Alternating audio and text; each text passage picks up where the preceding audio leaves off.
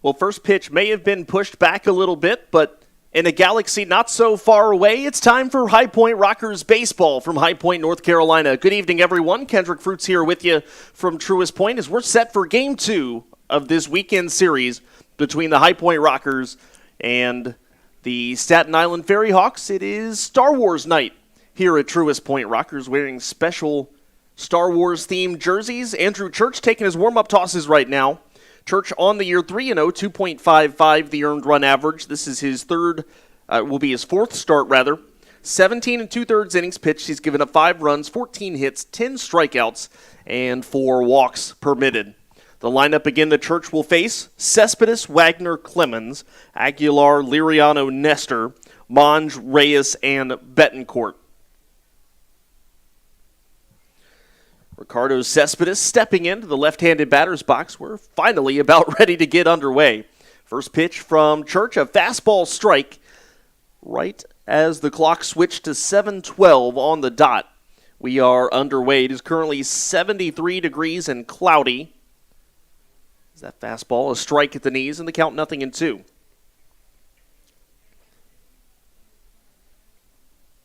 Andrew Church trying to work quickly here to Cespedes. Wind going out to left. This one is hit out to left as well. Racing back on it is Aklinski. Makes a nice running catch, and that is a good way to start this ball game. We'll go ahead and set the Rockers defensively. Aklinski is in left. Johnny Field in center. Jay Gonzalez in right. Michael Martinez, the third baseman. Giovanni Alfonso, the shortstop. Michael Russell, the second baseman. Xander Wheel at first. And Mike Galino behind the plate. Here comes the pitch from Church. Fastball. There's a strike on the inside corner. Count 0-1. The Rockers, of course, wearing their special Star Wars-themed jerseys tonight. Base colors, a mix of blue, black, and white. With some movie images on the front. These jerseys will be up for auction. We'll give you more information about how you can get your hands on one as the game goes on tonight. That pitch was fouled off, so the count quickly 0-2. Off speed from Church, swing and a miss. Wagner chased down low. That's the second out of the inning, so 2 quick outs for Andrew Church on just 6 pitches. For Staten Island, gray jerseys, gray pants, navy blue numbers on the back. They're all wearing orange belts as well, same hats as yesterday, the gray hats with the orange bill on them. Casey Clemens comes up, hitting at 190, 2 home runs and 6 batted in. Fastball called strike on the inside corner. Well, the key for Andrew Church today, and we've seen it through the first 2 hitters, quick outs, early count. And again, he's a guy who, if he's able to get a couple of quick innings, he could go deep into this ball game as that fastball inside.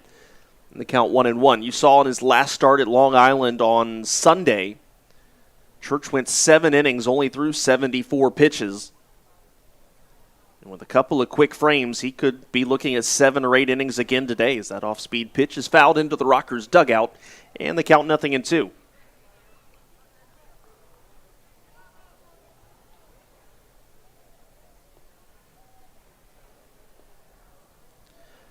Here comes the 10th pitch of the first inning, and that's a fastball that sails inside on Clemens, and the count goes to 2-2. The hitter to watch, same as yesterday for Staten Island, it's Angel Aguilar. Picked up 2 hits yesterday, and he will once again be the clearly dominant hitter in this lineup. As Clemens swings, high fly ball into right center field. This one's going a long way, so is Gonzalez, but that ball will land on the concourse, and it is a solo home run with 2 outs in the first inning for Casey Clemens, and Staten Island gets on the board 1-0. That is the first home run that Church has allowed this year.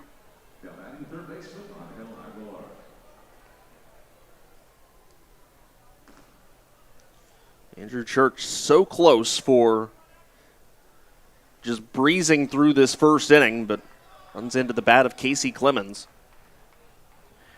Here's Aguilar hitting at .376, 3 home runs and 13 batted in.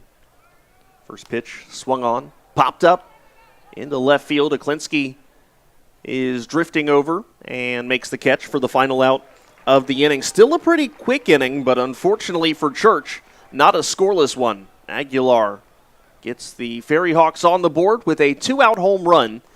It's 1-0 Staten Island as we go to the bottom of the first on the Rockers Baseball Network.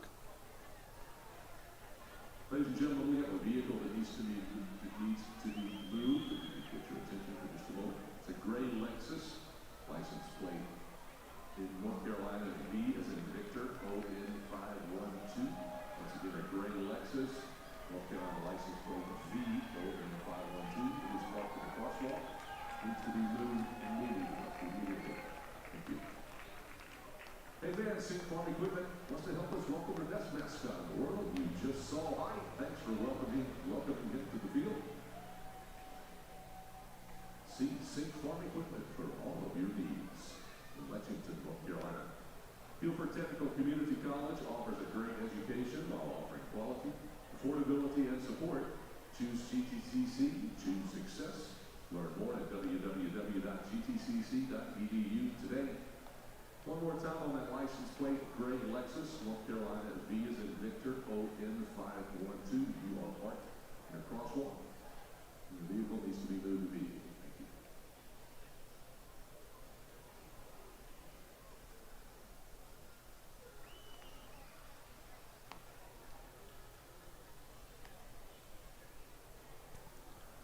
Bottom of the first inning, Staten Island an early 1-0 lead over the Rockers. They will turn to right-hander Jordan Simpson. It's Dakota Freeze today.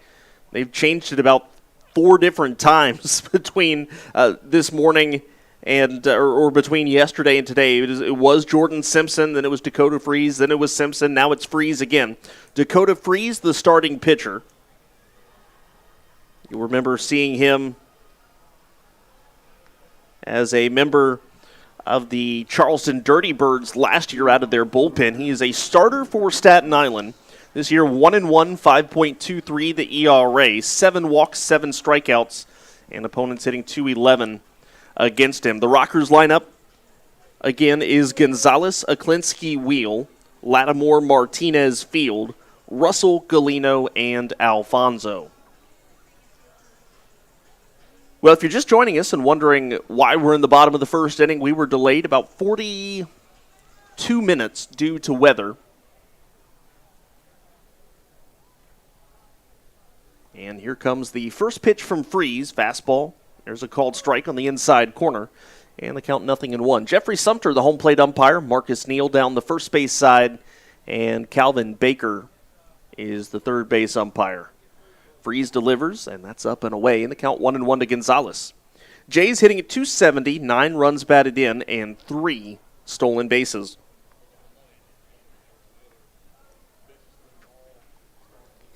Freeze with a high leg kick delivers. Gonzalez hits this one on the ground to second. Should be an easy play for Javier Betancourt. It is. And that's the first out of the inning. We'll set the FerryHawks defensively really quickly. It's Monge in left field, Cespedes in center, Liriano is in right, Aguilar at third base, Reyes at short, Betancourt at second, Clemens at first, and Nestor behind the plate. Here's Ben Aklinski, the hero of last night's game, at a walk-off home run for the Rockers. Aklinski, .325, 5 home runs, and 19 batted in, and he'll take a slider, strike at the knees. Count is 0-1.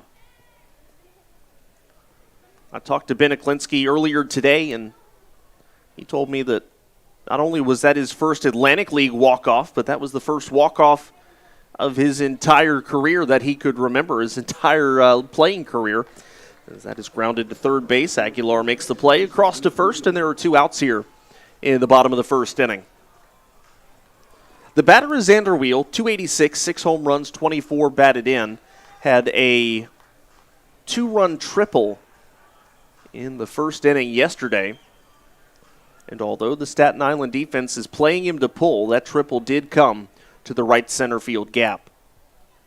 Fastball from Freeze, a called strike, and the count 0-1. Both pitchers working very quickly here in the first inning, getting quick outs, quick results. Jay Gonzalez grounded out on the third pitch. Aklinski grounded out on the second pitch. And Xander Wheel is now 2 pitches deep as that slider misses away 1-1.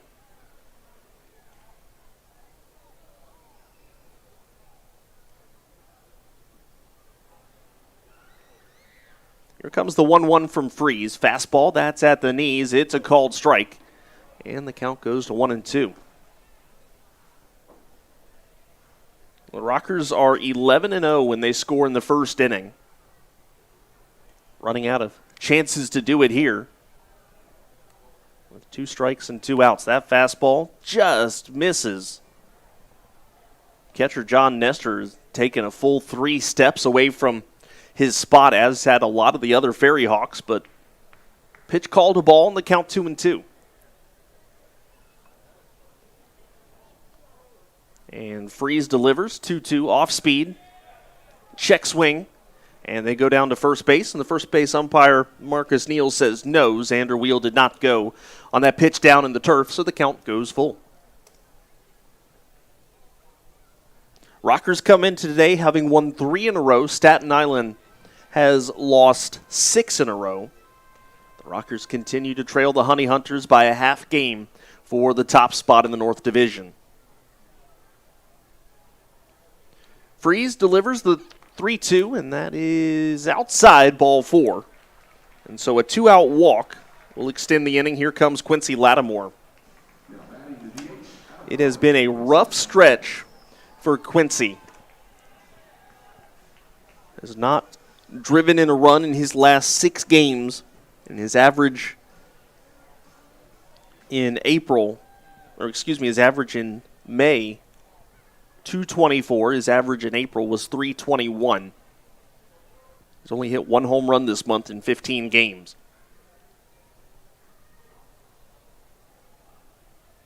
First pitch coming, big swing from Quincy and misses, strike 1. Well, the storm cells that were in the area are working their way out. You can still see them in the distance, but we are expected to be cloudy but good to go the rest of the way tonight. Here comes the 0-1, off speed low, and the count goes to 1 ball, 1 strike. Dakota Freeze, an interesting leg kick when he's working from the windup. Obviously not really good to see it here. Here comes the 1-1. And it's a big swing and a miss on the up and in fastball from Lattimore, and the count goes to 1-2.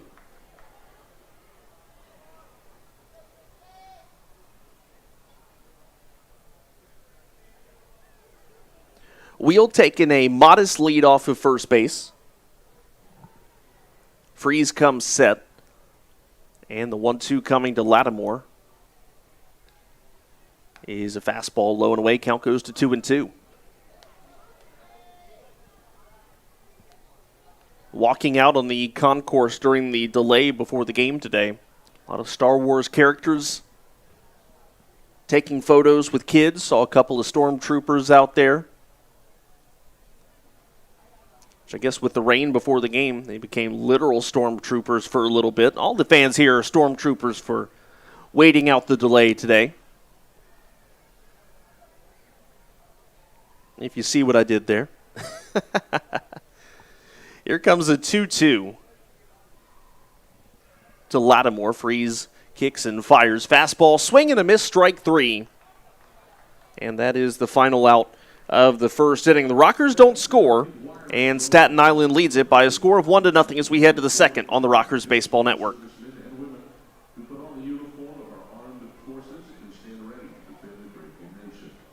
Located on the concourse is our POW-MIA seat, which will always remain unused in memory of those that have not come home.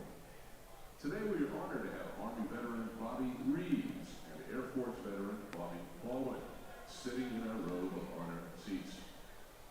Folks, please rise if you are currently serving or have served in the United States Armed Forces.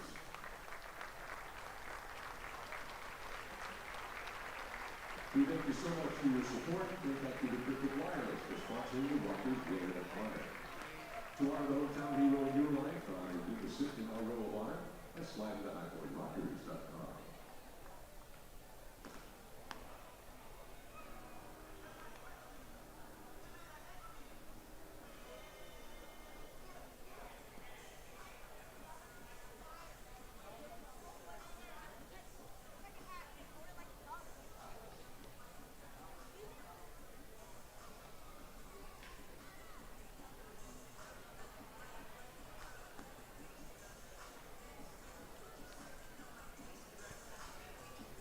Top of the second inning, and the FerryHawks with an early 1-0 lead. Andrew Church looked like the first inning was going to be a breeze for him, then ran into the two-out home run by Casey Clemens.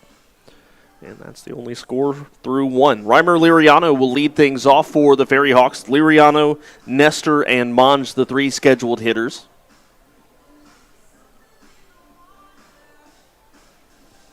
Reimer Liriano, 161, a home run, and 9 batted in with 3 stolen bases. But again, don't forget, this is the same guy who hit 297 for Charleston last year. He's just waiting to get back into his groove as he chases an off-speed pitch down and away in the count 0-1.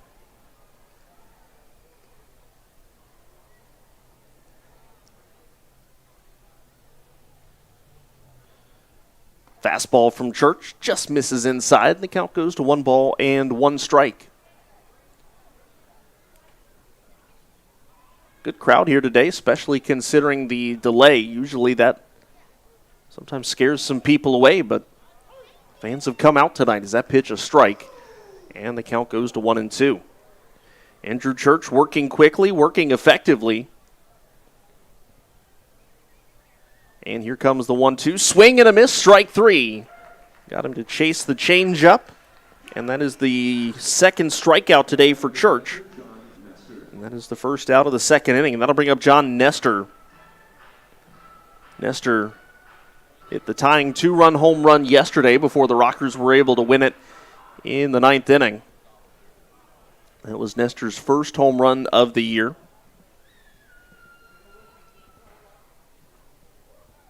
First pitch, fastball, and that just misses ball 1.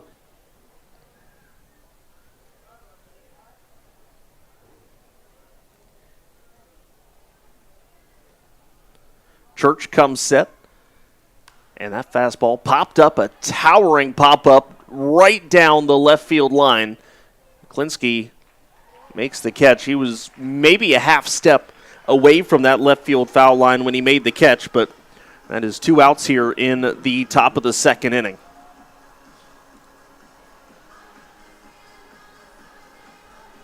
Joseph Monge coming in, hitting .115 with 3 stolen bases.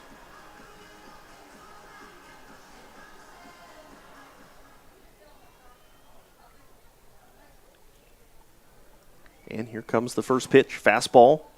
And there's a called strike from Andrew Church.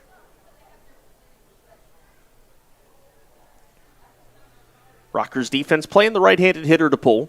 Michael Martinez nearing the third base foul line. That pitch down and in, and the count goes to 1-1.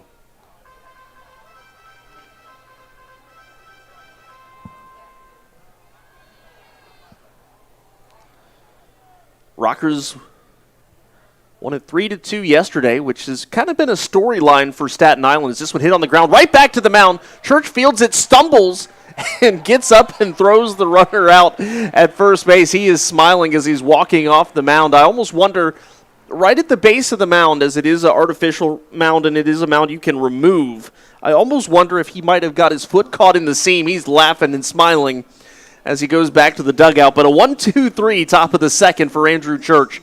We go to the bottom of the inning. Rockers still trail 1-0 on the Rockers Baseball Network.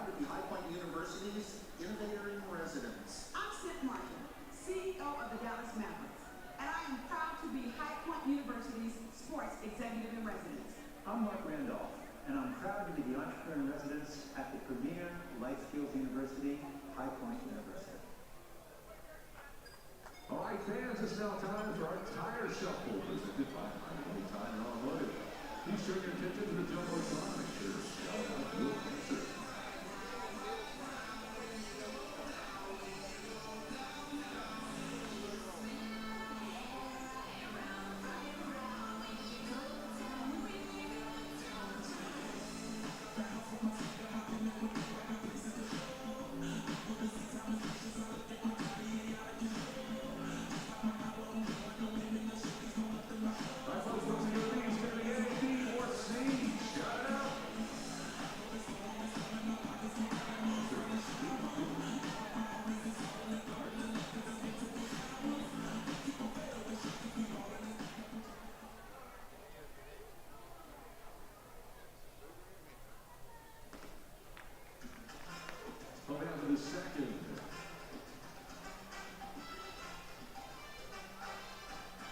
Bottom of the second inning.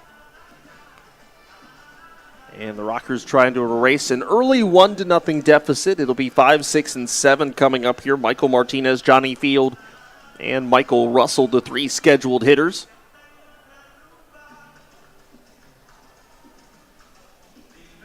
Michael Martinez steps into the left-handed box, hitting at .333 with a couple of runs batted in and a couple of stolen bases.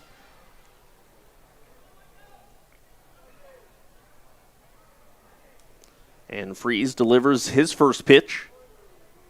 A fastball strike at the knees, count 0-1. Mentioned the leg kick that Dakota Freeze employs a little bit ago. Watch it closely this time to figure out the best way to describe it. So he rocks and then kicks and almost swings it around a little bit behind him before sticking the leg straight out towards the plate and then coming across. It's very odd looking. It's very distinct. But there's definitely a very definitive, instead of just bringing the leg up and then driving forward, he swings it around behind him almost.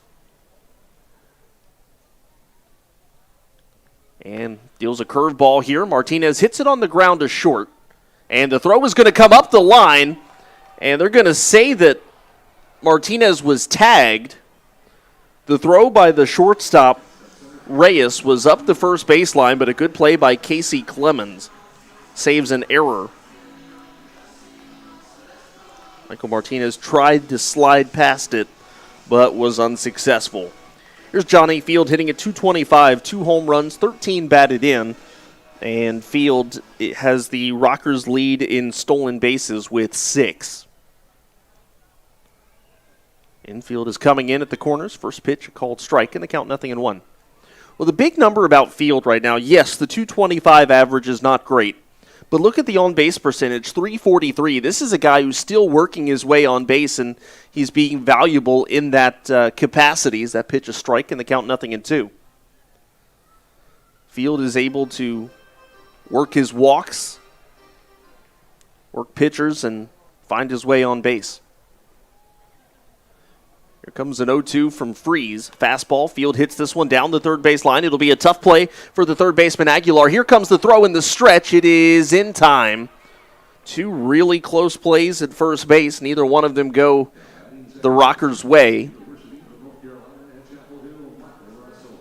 And we go now to the number 7 hitter, Michael Russell, hitting .190.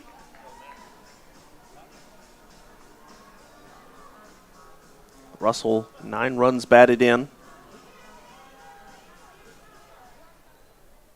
Not a guy who's going to give you a lot of power. Some doubles power, yes, but not really a home run hitter. His 7 last year, career best, as that pitch inside, and the count 1-0.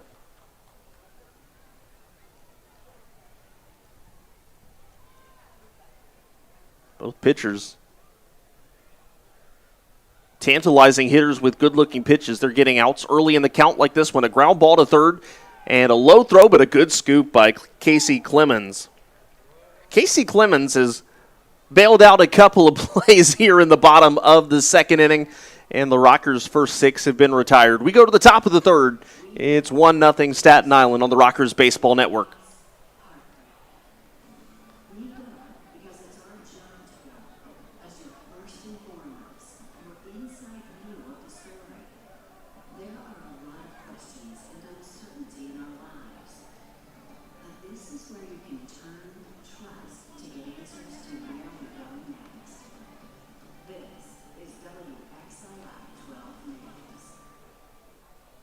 Hey fans, it's time for our Smile Can. Come on fans, let's see all those beautiful smiles. Smile Can is brought to you by Dr. Bradley Samuel. You need a great dentist, call ours, 336-883-2316, or visit www.bradleysamuelgdx.com. Dr. Bradley Samuel, the official dentist of the High Point Rockers.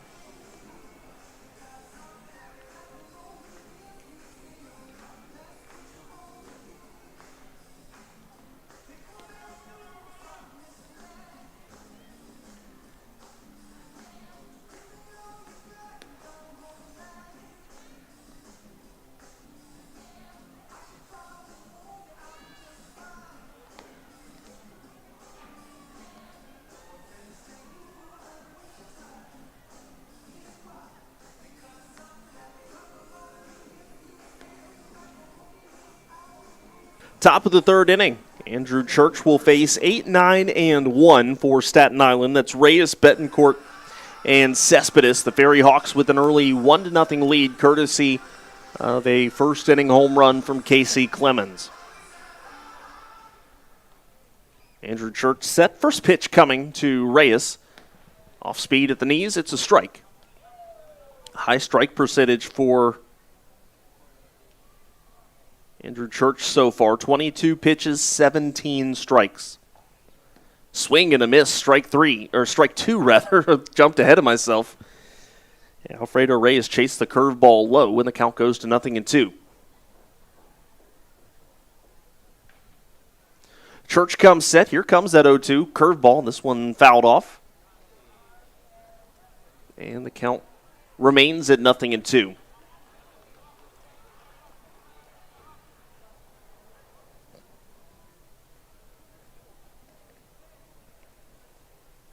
Church comes set. 0-2 coming. Fastball, and that's fouled straight back. Reyes was on it, but wasn't able to meet it squarely.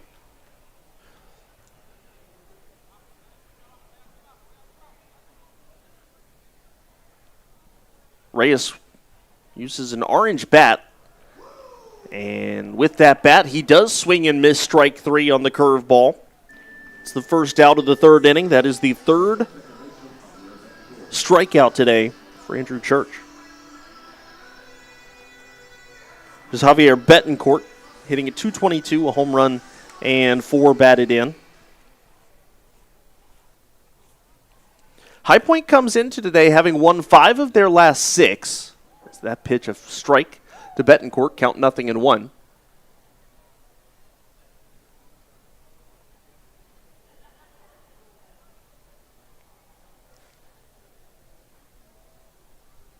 That pitch low and the count goes to 1 ball, 1 strike. While Staten Island has lost 6 in a row, and they are winless on the road. 0-13 this year, the FerryHawks.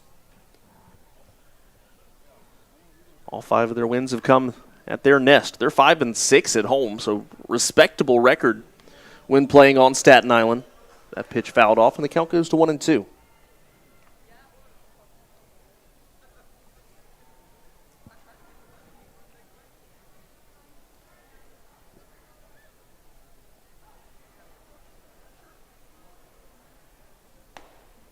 Here's the pitch, and that is a weak wave by Betancourt. Looked totally fooled and unprepared for that fastball. Strike 3.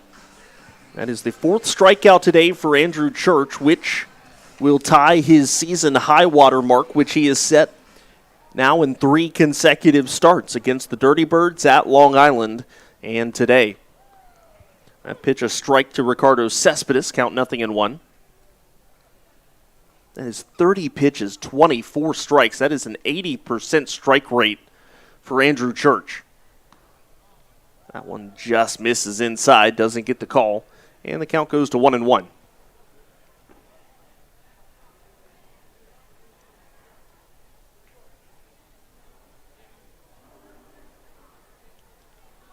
And the righty delivers off speed, popped up, foul territory, third base side. Michael Martinez may have enough room for a play, and he does. It is another 1-2-3 inning for Andrew Church here in the top of the third. Staten Island doesn't score, but they maintain a 1-0 lead as we go to the bottom of the third inning on the Rockers Baseball Network. Welcome, Colt family. Welcome and thank you, Wild and Free at the Arc. Welcome, Covington Fabric and Design to High Point. Welcome, Union Baptist of Thomasville and Pastor Brandon. Welcome, Old Dominion Associates and family. Welcome and thank you, Friendship Elementary Booster Club. Welcome, North Carolina Road 9U Travel Baseball Team. Welcome, the Red Raider family. One last special thank you and welcome to Coach Brian, Coach Brett, and Coach Ricky for spending your time to teach your friendship team the love for the game of baseball.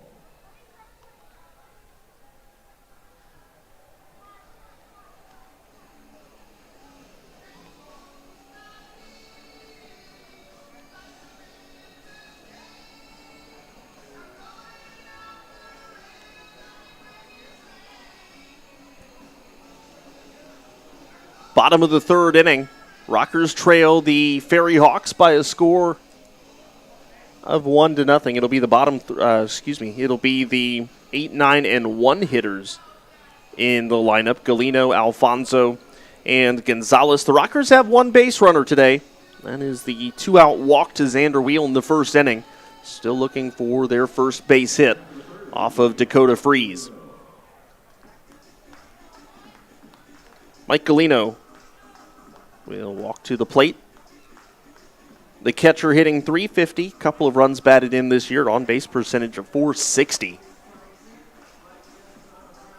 Not a big year in terms of production, but a big year in terms of being on base. He won't drive you in, but he'll be the guy to come in and score. That pitch a strike, and the count 0-1. And at the end of the day, the game of baseball is not about how many you drive in, it's how many you score. Galino goes. Tried to hold up, but it was a curveball down and away, and he was not able to hold up in time. And the count goes to 0-2. Galino has scored 9 runs in 13 games. He's good for almost 1 per game. This one popped up in the infield. Casey Clemens calling for it. Now a step in foul territory, about a quarter of the way back towards home plate down the first baseline. And that is the first out of the third inning. That'll bring up Giovanni Alfonso, hitting at .211 now with 1 run batted in. Really started to see some signs of life from Gio over the last couple of games or so.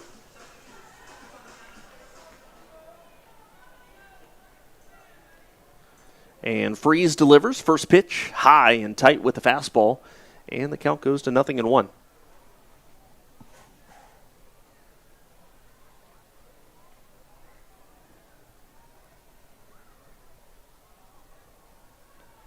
Freeze kicks and fires. Fastball, that misses down and away, and the count goes to 2-0 to Alfonso. Dakota Freeze has worked almost as quickly today and as efficiently as Andrew Church has. Freeze has not given up a hit yet. But it's early. We're just in the bottom of the third. Alfonso takes up an in, ball 3. And almost assuredly will be taking here as well.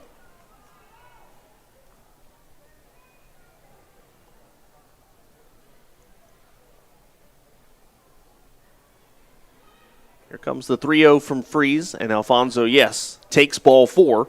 Second walk today allowed by Dakota Freeze. We go back around to the top of the lineup and Jay Gonzalez. Well, Staten Island's pitching this year,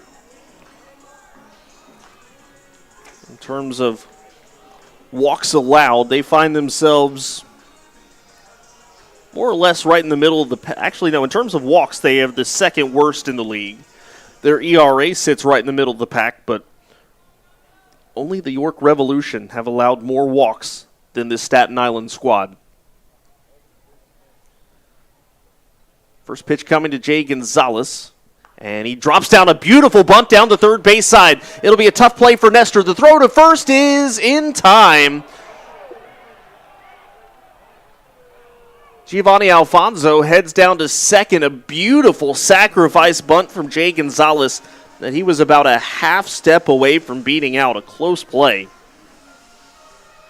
But credit to John Nestor behind the plate. A really good play to pounce on that baseball and make a strong throw to first. So here's Ben Aklinski with a runner at second now and 2 outs in the bottom of the third inning. This is the Rockers' first opportunity with a runner in scoring position, and Aklinski takes a curveball strike.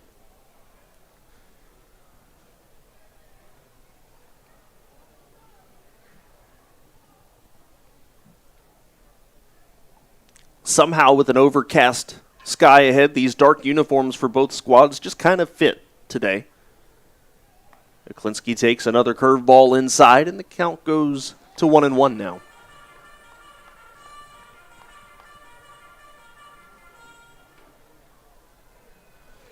Alfonso talking to the second baseman, Javier Betancourt, who is Gio's cousin. Zaklinski swings, pops it up, foul territory. A long run for Casey Clemens as he nears the Rockers' dugout. Does he have a play? Yes, he has a play. And he avoids falling into the Rockers' dugout. And that is the end of the third inning. Dakota Freeze looking really good early on and has not allowed a baseball out of the infield. We go to the top of the fourth inning now. It's still 1-0 Staten Island on the Rockers Baseball Network.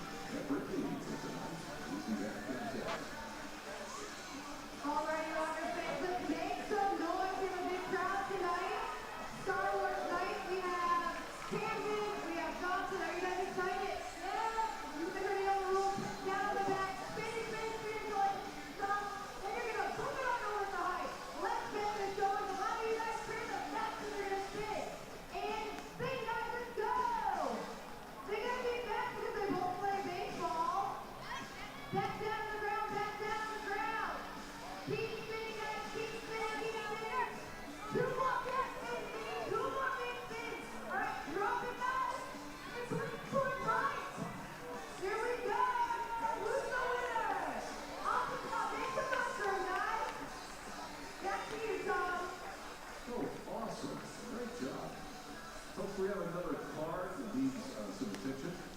You're driving a black Honda Pilot with vanity plate SONC-G-HP. Your back hatch is open. If you get a black Honda Pilot, vanity plate SONC-G-HP, your back hatch is open. Well, I think we have just set a record here at Truist Point. We are, 3 innings into this game.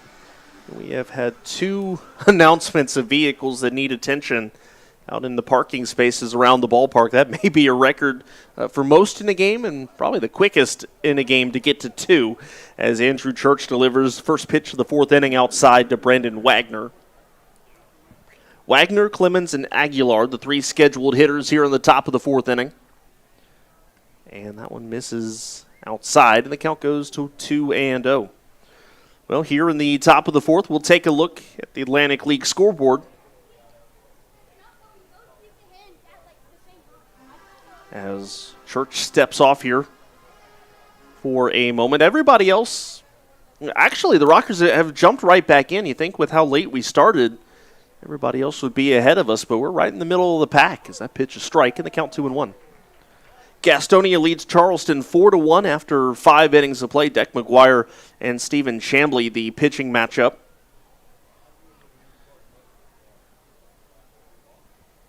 Top of the fourth inning, York leads Lexington 4-2.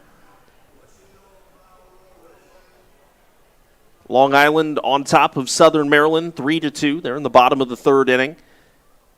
And the Barnstormers lead the Genomes 2-1. They head to the bottom of the second in that one. And you got to think about the fact that the Genomes have just lost arguably their biggest offensive piece. That pitch swung on, high fly ball deep into right field. Jay Gonzalez goes back. That ball is gone. Brandon Wagner, a solo home run. It is now 2-0 Staten Island here in the top of the fourth inning.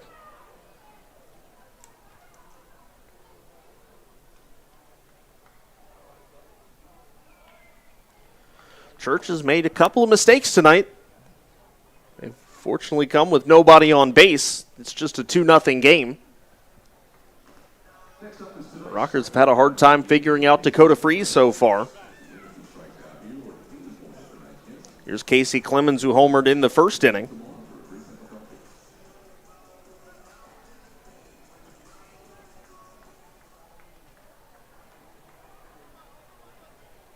And Church's first pitch to Clemens, that misses away, ball 1.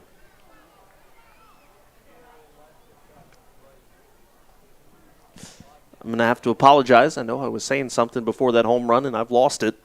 Now Clemens swings high fly ball into center field. A long run for Johnny Field. Leaps and makes the catch. Johnny Field uses the force, and somehow that ball finds his glove. I know tonight is Star Wars night, but that was a Superman-like effort for Johnny Field.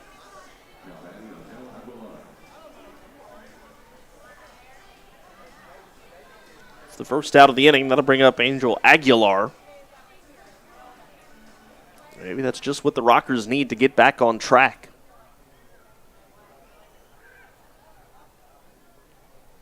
Church delivers. First pitch, fastball.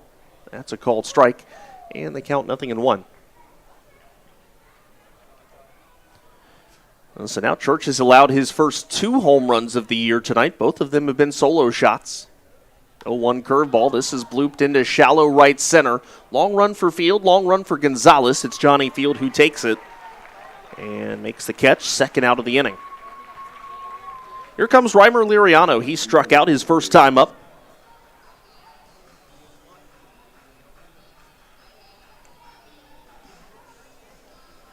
Church is sitting at 41 pitches as he's nearing the end of the 4th inning. That fastball to Liriano, a called strike, a late called strike from Jeffrey Sumter, and the count 0-1.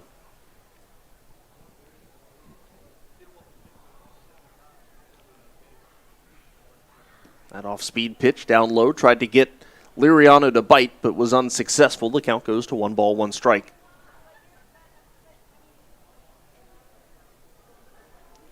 And the righty delivers a high and tight fastball. Liriano actually dropped the bat with one hand. Ended up holding on to it just with his backhand, his right hand. He took the left hand off to avoid that baseball. There's a fastball that just missed low. Good-looking pitch. But it is now a 3 ball, 1 strike count. Church is not falling this far behind to many hitters tonight. Here comes the 3-1 fastball. And that misses inside ball 4. So the 4th inning continues with a walk to Liriano. And that'll bring up John Nestor. Nestor flied out to left his first time up.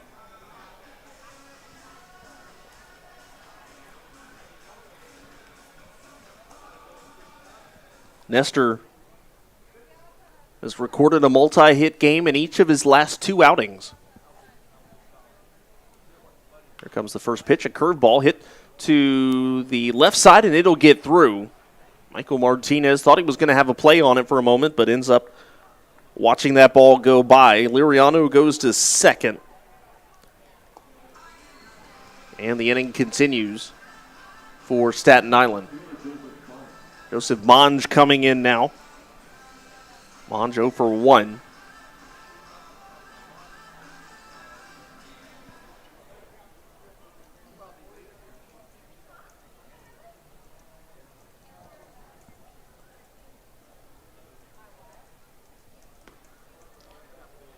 Monge swings and misses on a pitch down out of the zone, and the count is 0-1. Good crowd here on Star Wars night. Yesterday was a pretty good number. I think tonight's will be pretty good as well. We didn't get the final attendance until after the game yesterday, so we'll give you that number in just a moment. Big swing and a miss, another curveball down, and the count 0-2. The attendance of last night's game was 2,319 in a 2-hour, 47-minute contest. Here comes the 0-2. Fastball, that is inside, I guess. Everybody on the Rockers' defensive side of things started heading to the dugout. Again, where I sit, right down the third base line, can't really get a good grasp of inside-outside. I can really only tell high and low, and that looked good in that capacity. This pitch swung on and fouled off. And the count stays 1-2. Yeah, the pitch tracker on the GameCast has that pitch that ended up being called ball 1 as a strike.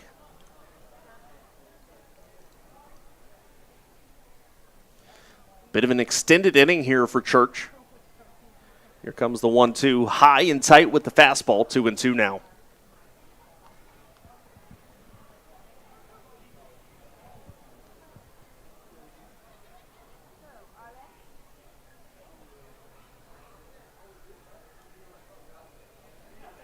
Church delivers. Curveball down and away. He was trying to get Monge to chase. All of a sudden, the count goes from being 0-2, now is 3-2.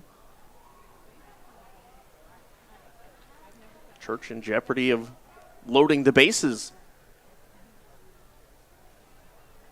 The righty comes set. Here comes the payoff. That one swung on and lined into right center field, and that'll score Liriano. The throw comes into second. It's an RBI single for Joseph Monge. It is 3-0 Staten Island now. Nestor goes to third. That'll bring up Alfredo Reyes, who struck out his first time. Jamie Keefe is going to go out there now and have a talk. Nobody's in the bullpen. So this is just a conference here by the Rockers skipper with runners at the corners.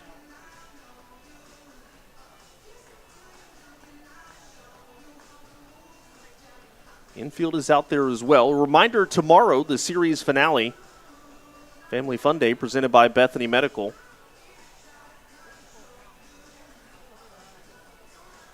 Get your tickets, highpointrockers.com. Kids 13 and under can run the bases after the conclusion of that ball game.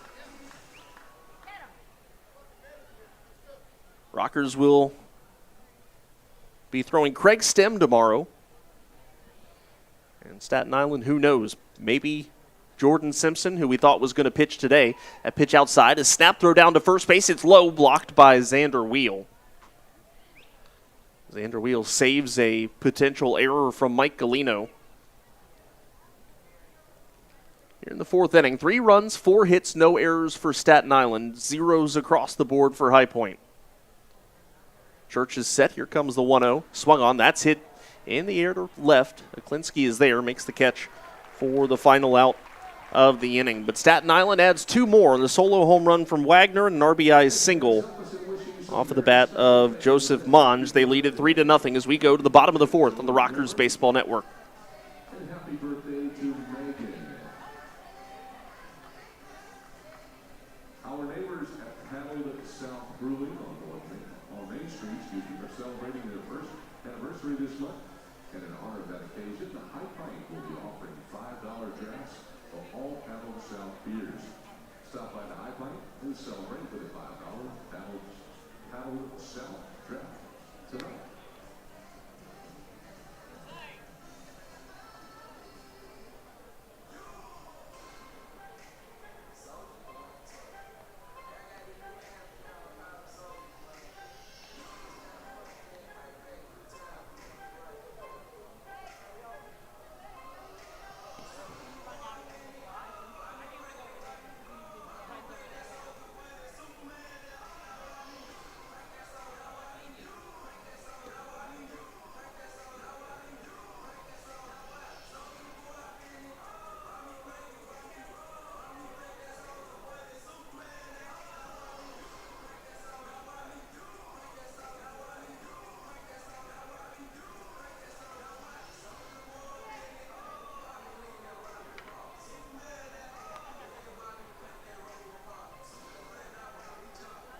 Bottom of the fourth inning, and the hole the Rockers have to climb out of a little bit deeper now. It is 3-0 in favor of Staten Island.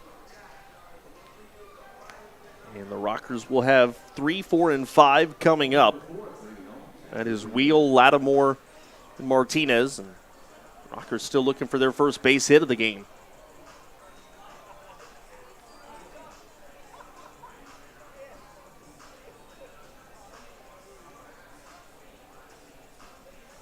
Dakota Freeze has been very sharp and very efficient. He's only thrown 35 pitches through 3 innings of work. First pitch, fastball called strike, and the count 0-1.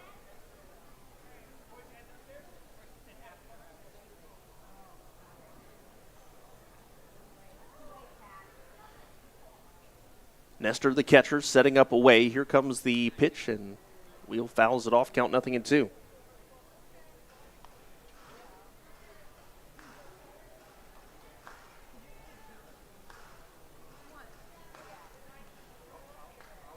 Now the Rockers have only been shut out once this year. That was a fog-shortened 1-0 loss last Friday at Long Island.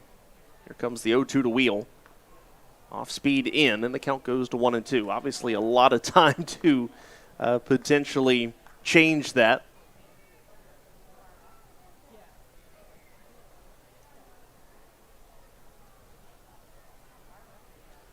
Here comes the 1-2. Wheel holds up on a pitch down and away. They check it with Marcus Neal at first base, who confirms that. Last year, Freeze made 11 appearances out of Charleston. Only one of those games was a start. Wheel swings, lines it down the left field line. It's foul. Look at the pitch log for Dakota Freeze this year. Made his first start on the 10th of this month. Gave up 2 runs in 5 1/3 innings pitched. And then his last start on the 16th, he surrendered 4 runs in 5 innings.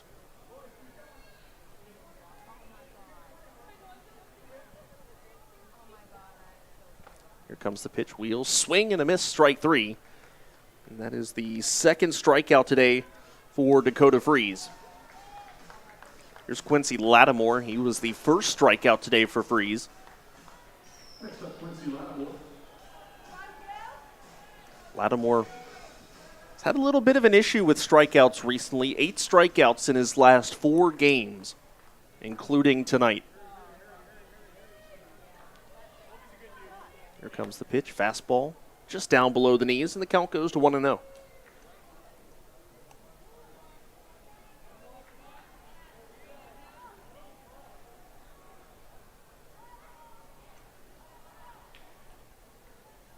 Here comes the 1-0. And it's a big swing and a miss from Lattimore, and the count is 1-1. Yeah, just more or less. Quincy's just not right now, maybe with the timing.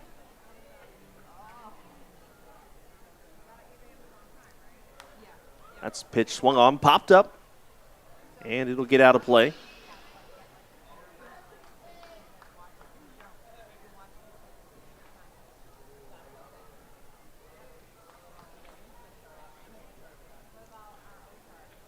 High Point has had 2 base runners.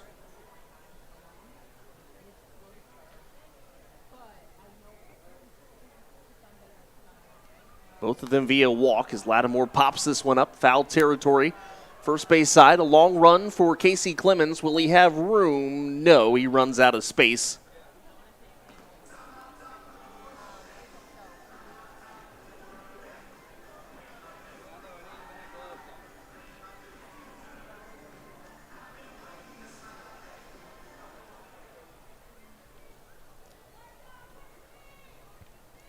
Here comes a 1-2 to Lattimore, and Freeze delivers off speed. Quincy fouls it off at the plate, stays alive. Count is 1-2.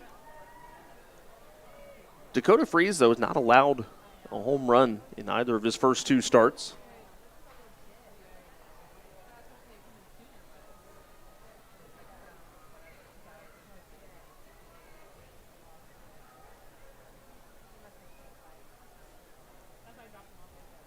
Fastball inside, and the count goes to 2-2 now.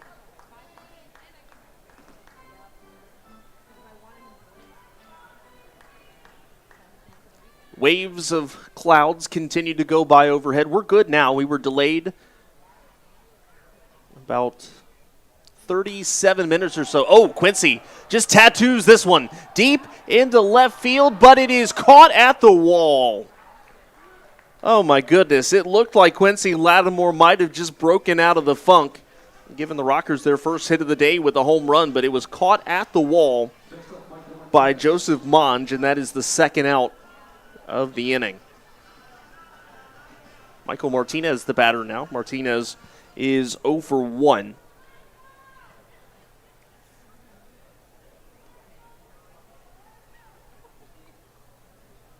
Two outs now in the bottom of the 4th inning. Curveball from Freeze, misses ball 1.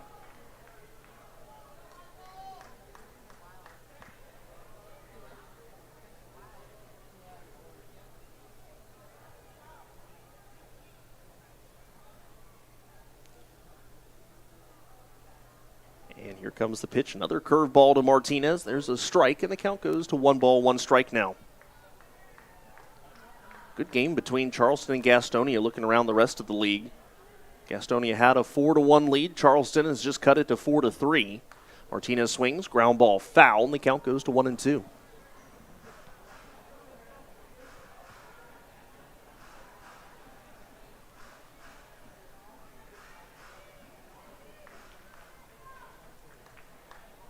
Freeze gets a new baseball. Took a few moments to rub it up a little bit. Now he's ready to go. 1-2 coming to the left-handed hitting Martinez. Freeze delivers down in the turf. And a backhanded scoop there by John Nestor. The count goes to 2-2. Well, in one-run games this year, which obviously this is not, but the Rockers were able to cut into this a little bit. And Martinez swings at this one. High fly ball into right center field. That ball is going to hit off of the wall. It'll bounce off the wall. Martinez goes to second. And the throw goes into third. But Martinez is in with a double. There's the first hit for the Rockers today. And that's how it starts. You just get the one hit, then you keep rolling. Then the next guy, then the next guy, then the next guy. So with 2 outs, we'll see if Johnny Field can get something or can continue it now. Martinez stands at second. Rockers have now put a base runner on in successive innings. Both of them were able to reach second base but could not go any further. So here's an opportunity now for High Point.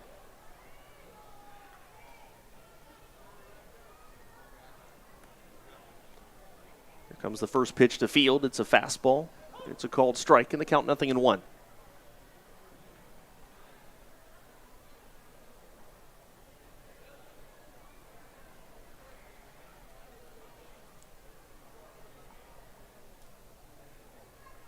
Martinez, pretty healthy lead off of second base, although he inches back a little bit now. Field chases down and away, and the count goes to 0-2.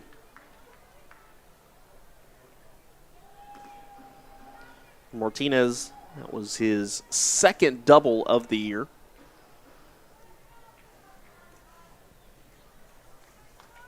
You got to remember, Michael Martinez hasn't been here that long. That's just his 10th game tonight is.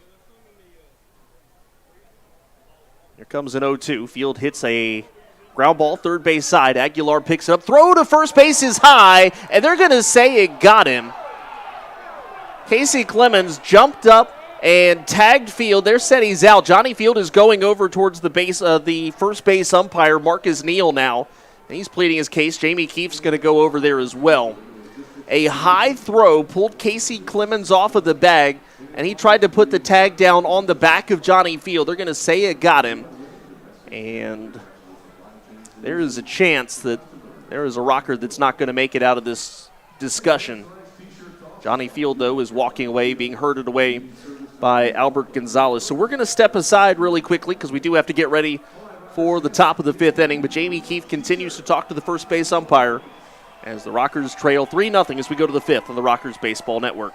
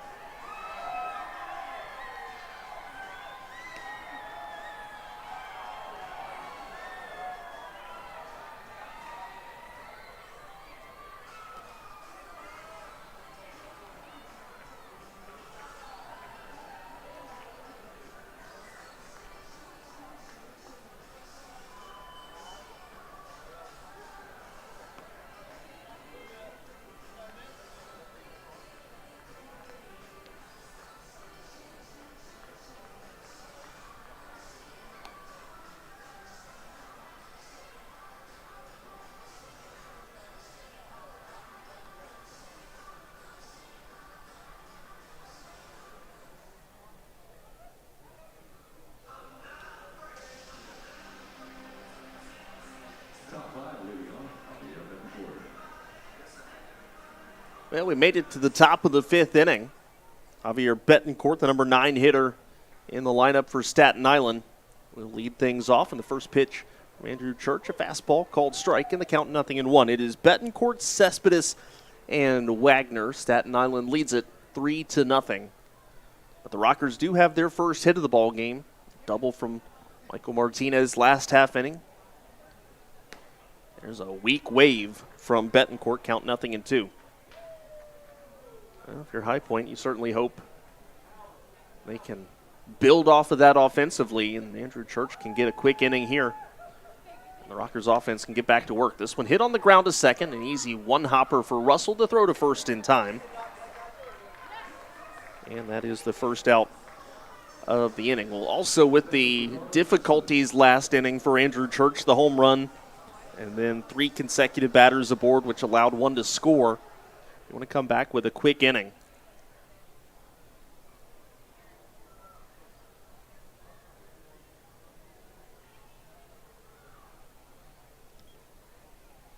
Leadoff man, Cespedes, pops the first pitch up into shallow right field. Jay Gonzalez makes the long run in. And he'll flag it down, and that is the second out of the 5th inning. Quick work being made here by Andrew Church, but this is what happened in the first inning. 2 quick outs, and then the home run to Casey Clemens. The batter is Brandon Wagner, who homered last inning. In fact, led off last inning with the home run.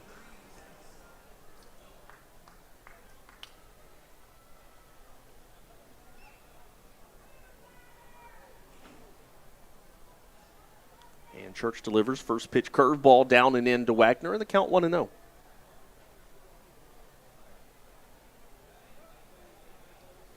Rockers defense playing him to pull. Here comes the 1-0.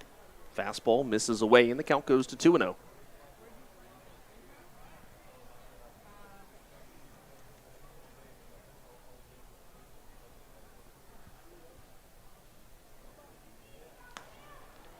Fastball strike from Church. Count goes to 2 balls, 1 strike now.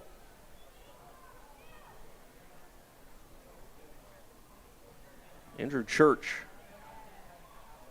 even down 3-0, trying to finish this inning and do something that is a norm for the Rockers this year as Wagner swings and misses. Count 2-2.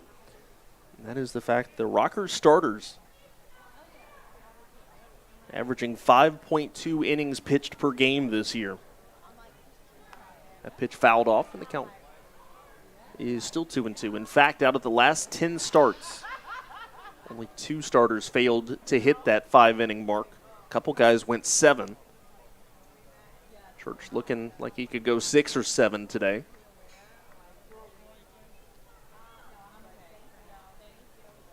That pitch swung on in the turf, but Mike Galino makes the tag, and that will do it here in the 5th inning. So it is a clean 1-2-3 top of the 5th inning. We're halfway home. Staten Island leads at 3-0 on the Rockers Baseball Network.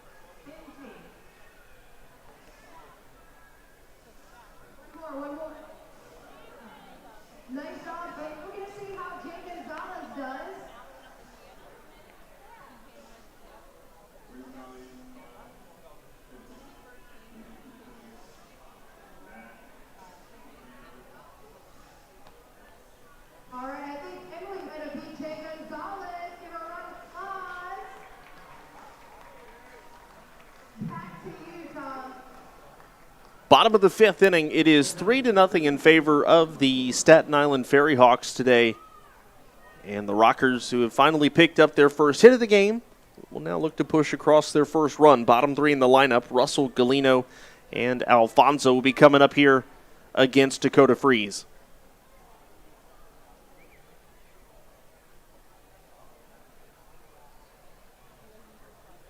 First pitch, swing and a miss. Michael Russell out in front. And the count 0-1.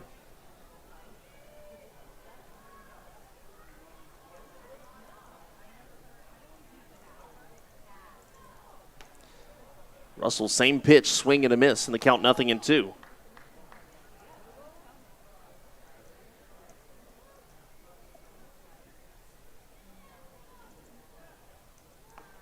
Fastball inside, rode in on Russell, and the count 1-2 now.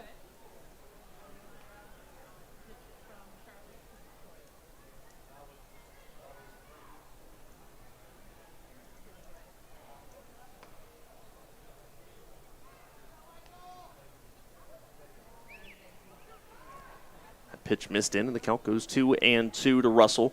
Michael Russell still trying to get on track this year. The 2-2 fastball, that is a late called strike 3. The catcher had already thrown it down to second base, or to third base before Jeffrey Sumter said anything and before he made any sort of indication. Michael Russell said something to him on the way back, but the next hitter is Mike Galino. That for Dakota Freeze was the third strikeout of the game. There's a fastball, strike at the knees, count 0-1.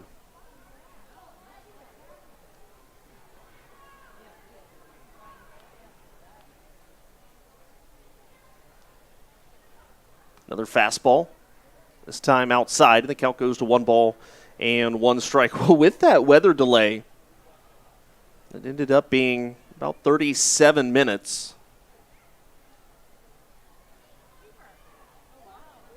Both pitchers trying to make up for lost time, working quickly as that one sails back to the backstop, and the count goes to 2-1. We're in the bottom of the fifth inning. And we've been playing for an hour and 7 minutes. Here comes the 2-1 to Galino. Fastball swings, lines it right field side. It'll hook foul. And the count goes to 2-2.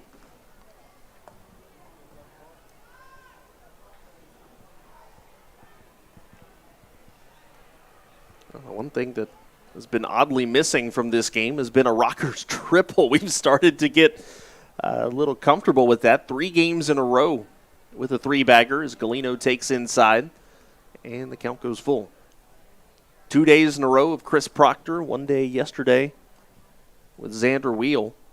There's 3 games in a row with the triple, a franchise record. Here comes the payoff pitch to Galino. That's down low, ball 4. And it's a 1-out walk. And for Dakota Freeze, that is his 3rd free pass that he has allowed today. I'll bring up Giovanni Alfonso. He was a recipient of a walk in his first time up.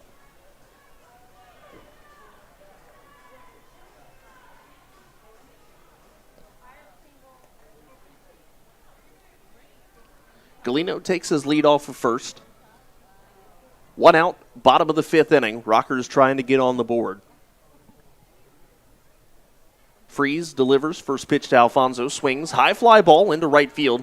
Liriano going back towards the line. He will snag it for the out. And that's the 2nd out of the inning. Jay Gonzalez comes up now 0-for-1 with a sacrifice bunt as well.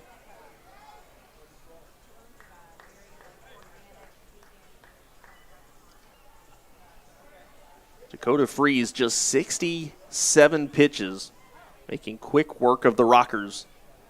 What may very soon be 5 complete innings of play. Getting a lot of early pitch outs, and I think that's the big thing that's worked for him today. A pitch low, and the count goes to 1-0. Trying to do a little math here really quickly.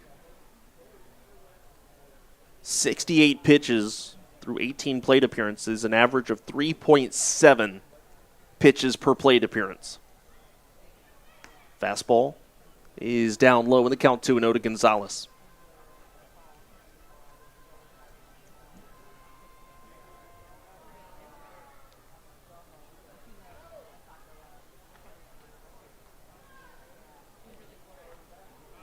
And Freeze will step off. Yesterday's hero, Ben Aklinski, in the on-deck circle, if the Rockers are able to extend this bottom of the 5th. Freeze checks on Galino, now delivers the fastball down and in. Good scoop by Nestor. Otherwise, you have a whole different situation with the runner in scoring position. The count 3-0 to Jay Gonzalez. You've got to think he'll be taking here. I don't know that Gonzalez is the type of guy to swing at 3-0. Yep, doesn't look like he was going to at all. It's a 4-pitch walk. Fourth walk allowed now from Dakota Freeze. And that'll bring up Ben Aklinski. Aklinski has an 8-game hitting streak on the line. Longest Rockers hitting streak this year is 8. It's been done twice, and it's been done twice by Ben Aklinski. Runners on first and second for High Point. First time they've had 2 runners aboard at the same time. And Freeze delivers first pitch up to Aklinski in the count 1-0. And Nelson Figueroa is going to come out and talk to Dakota Freeze, who has now missed on 5 consecutive pitches. John Nestor goes out to talk as well. Just a reminder, tomorrow, Family Fun Day presented by Bethany Medical Center. Kids 13 and under can run the bases following the conclusion of tomorrow's game. It is a 4:05 first pitch. Grab your tickets at highpointrockers.com. If you're not able to make the game tomorrow, we will have the Rockers pregame show for you at 3:30 tomorrow afternoon.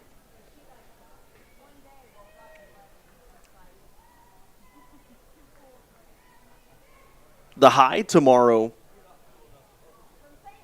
in terms of temperature, 87 degrees.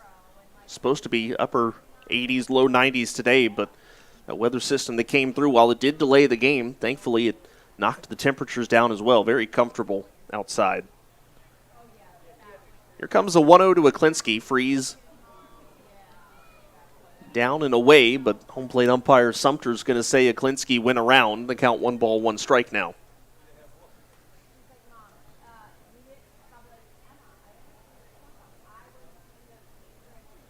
Galino takes his lead off of second. The runner at first base is Gonzalez, and as usual,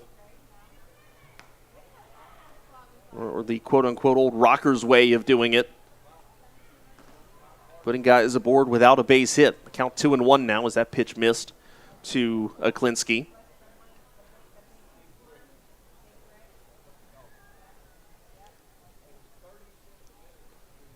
Here comes the 2-1 fastball. That's away, and the count goes to 3-1. An opportunity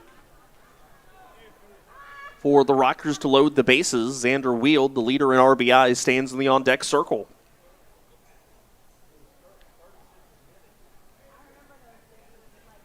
A little bit of milling about in the Staten Island bullpen now. Nobody throwing yet, but if they lose him here, which he does, ball 4, that may get somebody throwing. Yes, it will. The bases are loaded here in the bottom of the 5th inning. 3 walks from Dakota Freeze. And the Rockers' RBI leader, Xander Wield, will step up.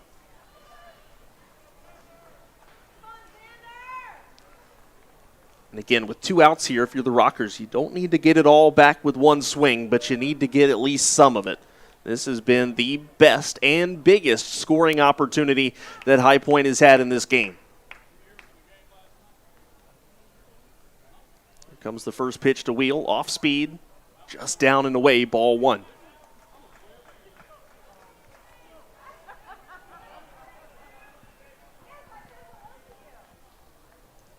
A little bit of a buzz in the crowd now as the Rockers are really threatening for the first time, and well, the last couple of hitters, they haven't even had to swing the bat. Here comes the 1-0 from Freeze, down low, and a good scoop from Nestor in the count 2-0. For Staten Island's manager, Edgardo Alfonso, I don't think that righty in the bullpen could get ready quick enough. Timeout called as Freeze steps off. Dakota Freeze has now missed on 10 of his last 11 pitches. Rockers probably be glad to see him out of the ball game. He's been unhittable. He's walked him or he's retired him. Only 1 hit allowed today. Here comes the 2-0. Fastball, wheel takes. It is a strike at the knees, and the count goes to 2-1. A very delayed strike from Jeffrey Sumter, starting to learn that is the way that he calls them, very late.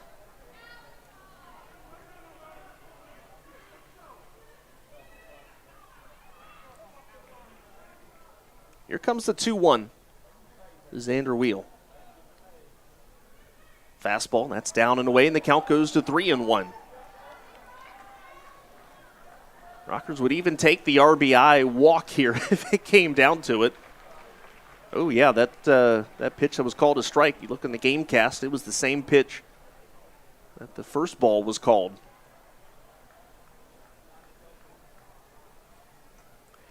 3-1 coming to Xander Wheel. We'll see if he's going to swing. He does, and it's a pop-up into shallow left field. Late break for Monge. Can he come in and find it? Yes, he does, and the Rockers leave the bases loaded in the fifth inning. That was their biggest scoring opportunity of the game, and it goes to waste. We go to the top of the sixth, and it's a 3-0 ball game on the Rockers Baseball Network.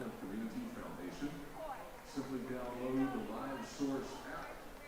Go to desktop.livesourceapp.com or visit our guest services table and make your bid today. The auction will be open until 8 p.m. on Monday, May 23rd. All right, Rockers, get ready to dance to Jimmy Buffett's song, Fins. The Fins Cam is brought to you by B&H Pool and Patio Shop. B&H provides high-quality service for all your pool needs in High Point.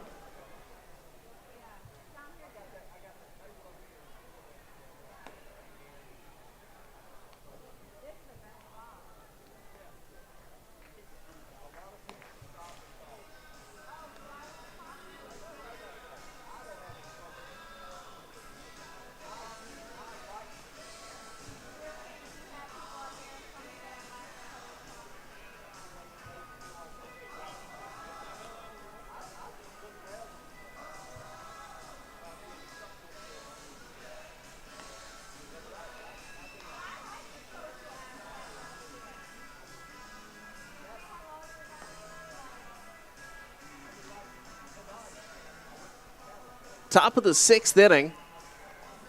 It is a 3-0 Staten Island lead. Andrew Church will face 3, 4, and 5. That is Clemens, Aguilar, and Liriano. As Jamie Keefe was leaving the field in the bottom of the fifth inning, he again stopped at the plate to voice his displeasure to Jeffrey Sumter. That's the second time today that he has done so.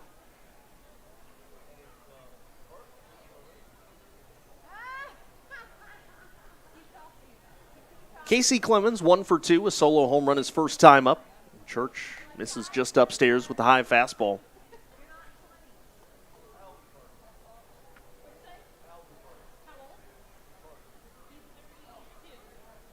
Another fastball, this one a called strike on the outside corner, and the count goes to 1-1.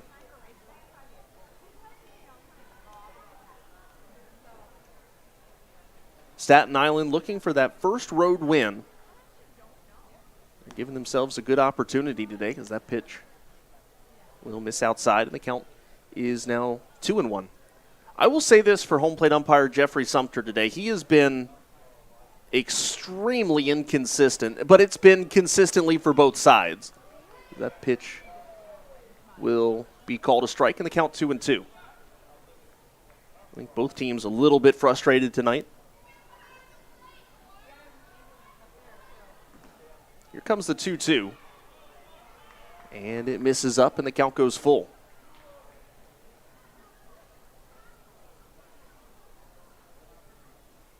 Andrew Church, next pitch will be number 71 here in the sixth inning. That's a swing and a miss, strike 3. First out of the sixth. That is his sixth strikeout of the game. A season best for Andrew Church. The batter is Angel Aguilar, who is 0 for 2.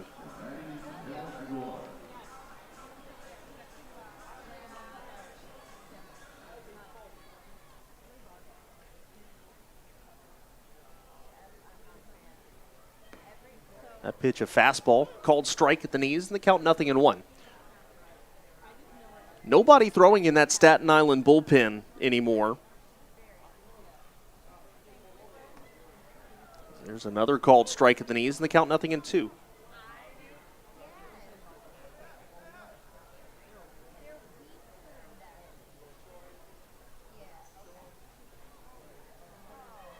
Swing and a miss.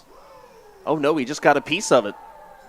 Thought he missed it, and I think for a moment Galino thought he did too, but Jeffrey Sumter's going to say he just got a piece of it, and the count will remain at 0-2. Check that. Yeah, 0-2. Church delivers the fastball. That's lifted up and out of play.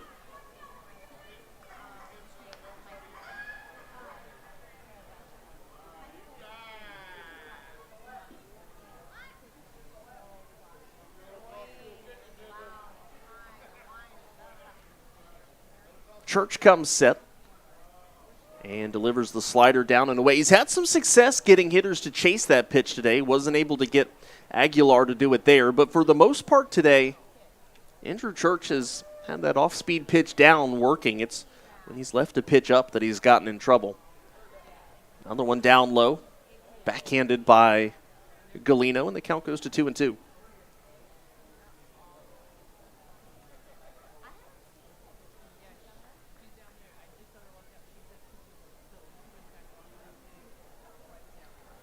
And Church delivers, swung on. That's roped foul into the Staten Island bullpen. One of the relievers down there jumped up to try to catch that ball in a hop, but that's one of the things about playing on artificial turf. Baseballs here, they got some hops. I saw a game last year as that pitch swung on and missed strike three, back-to-back strikeouts for Church, and that'll bring up Reimer Liriano. There was a game last year where an opposing right fielder had not been very familiar with playing on artificial turf, came in on a baseball that hopped in front of him and proceeded to bounce over him. You got to be careful how you play the ball on an all-turf field. That pitch, a swing and a miss from Reimer Liriano. He is 0 for 1 today with a strikeout, has also walked and scored.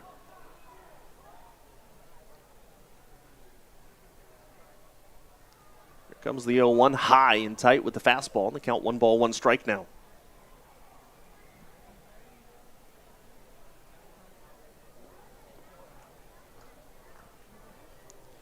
Andrew Church has won every start he has made this year. That pitch swung on and missed, count 1-2. He's going to need a little help from the offense if he's going to be able to do that again tonight.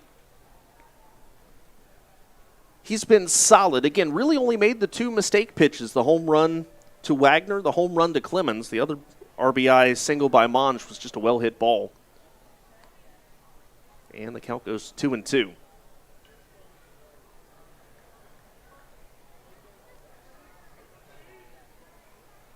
We'll see if Dakota Freeze comes out for the 6th inning or whether or not the FerryHawks go to the bullpen as that pitch just misses. And the count goes full.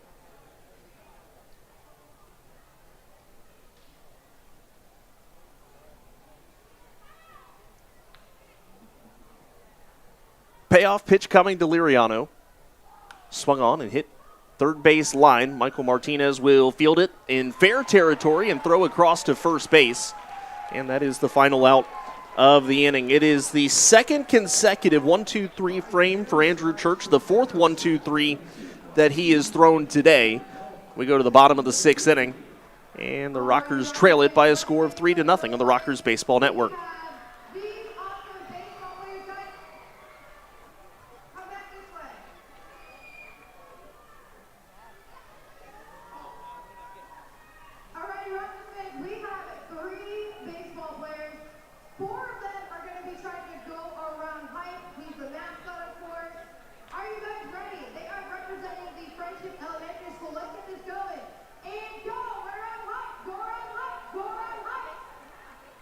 Let's go!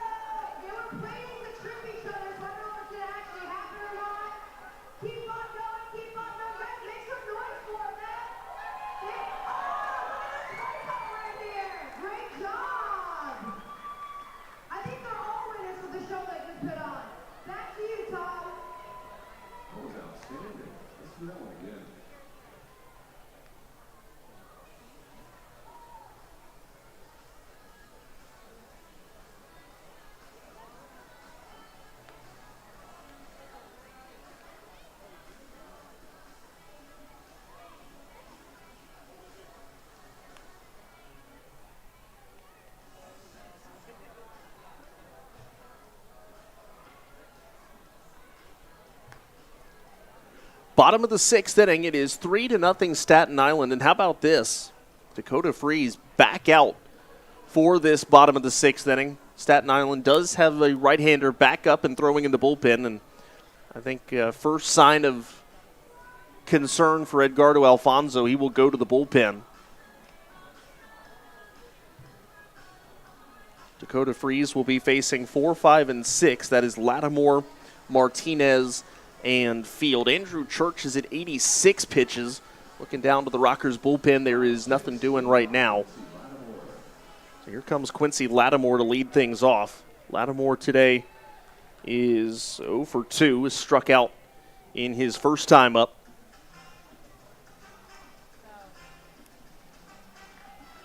We're in the later stages of sunset. Again, it's probably going to get a little darker a little earlier when you consider the cloud cover that we've had today.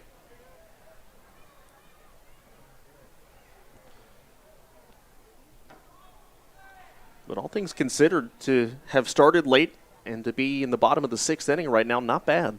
Here comes the first pitch to Lattimore, a fastball. That's a called strike, and the count 0-1.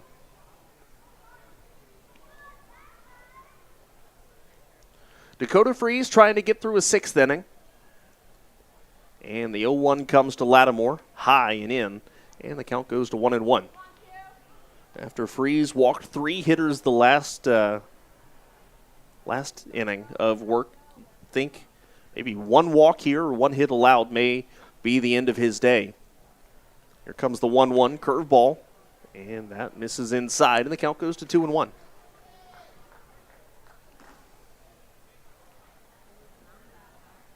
Michael Martinez in the on-deck circle. He has the only hit for High Point so far.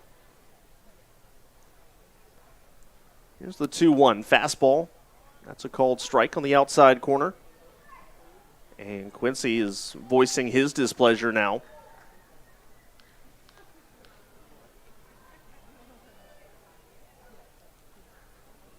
Here comes the 2-2 from Freeze. Fastball. That is strike 3. Sumter rings up Quincy Lattimore looking. And that is the first out of the inning. Let's look at the pitch tracker on that one. Yeah, it looks like he might have gotten that one right.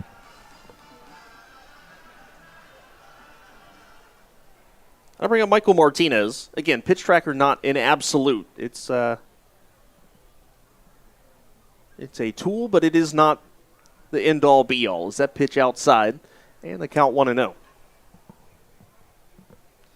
So, of course, always take that with a grain of salt when you look at it. A ball and no strikes to Martinez. Freeze spikes that one down and in, and it hits Martinez on a hop. So that is a one-out hit by pitch. And that'll bring up Johnny Field. We'll see if Dakota Freeze is the pitcher to face him. Looking at Edgardo Alfonso right now, pin behind the left ear. Now takes it out to right something, but he's not coming out, so Dakota Freeze will face Johnny Field, who is 0 for 2 today with a couple of groundouts.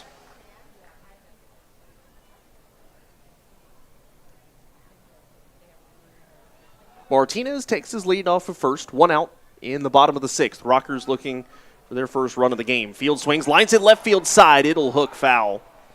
And if Johnny Field had straightened that one out, Martinez probably gets to third at least. Maybe Jamie Keefe sends him, but in this instance,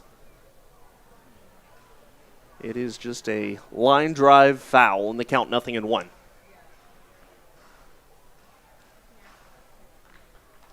Tonight is game number 27 out of a 132-game schedule as we're starting near the end of May.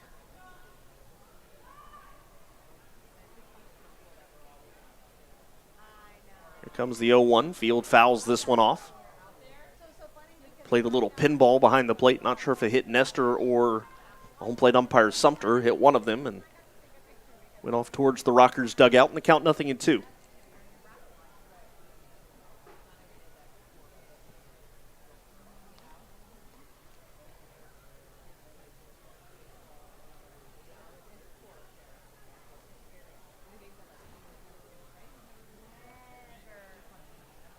Freeze comes set, looking for the put-away pitch on Johnny Field.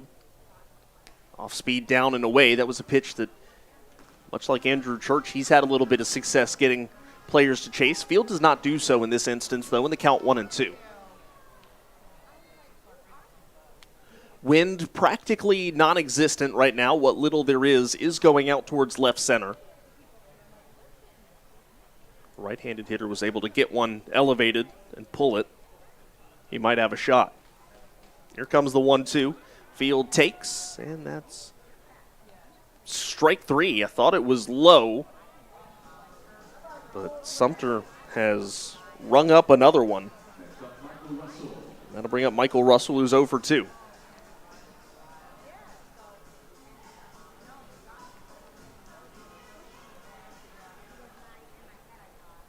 Once again, the Rockers having a hard time moving base runners tonight.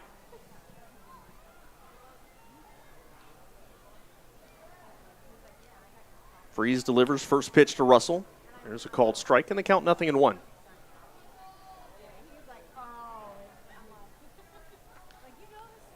Well, except for that really weird stretch of wildness in the 5th inning, Dakota Freeze has done a nice job today of getting first pitch strikes.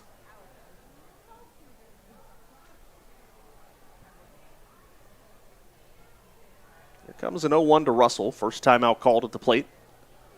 So we will hold off on that pitch here for a moment. Rockers won it yesterday by a score of 3-2. Right now the FerryHawks have 3 runs of their own. Here comes an 0-1 to Russell, and he'll take a fastball inside, and the count goes to 1-1.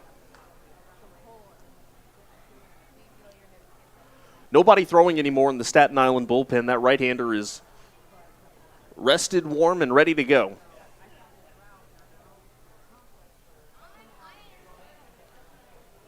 Dakota Freeze, though, trying to get through the 6th inning without any help. Here comes the 1-1. Russell way out in front of the off-speed pitch, and the count goes to 1-2.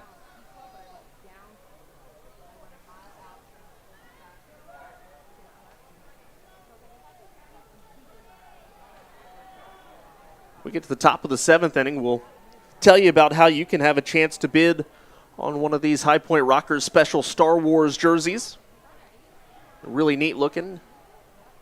And you have a chance to own one. We'll tell you how in the top of the 7th. That pitch down and away, and the count goes to 2-2.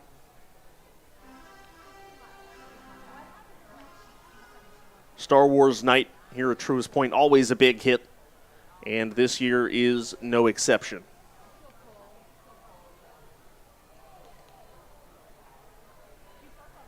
Freeze set. Martinez takes off for second. Russell will sky it foul to the right field side. Michael Martinez makes a U-turn after rounding second base, and he'll work his way back to first.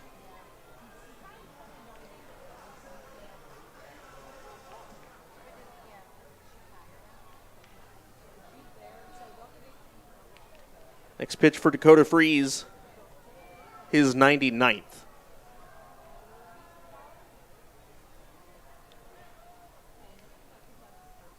And the righty looks in. Martinez takes his lead off of first. Here comes the pitch. Slider down, and the count goes full.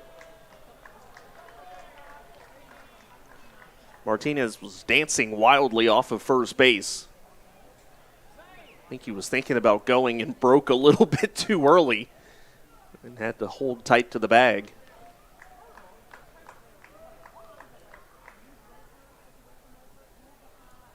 He'll be running here with a full count and 2 outs. Here comes the payoff pitch. Russell swings, high fly ball into center field, but coming in is Cespedes. He'll flag it for the final out of the inning. Once again, the Rockers cannot do anything with the base runner, and they are still being shut out through 6 innings of work. We go to the 7th, and it's 3-0 Staten Island on the Rockers Baseball Network.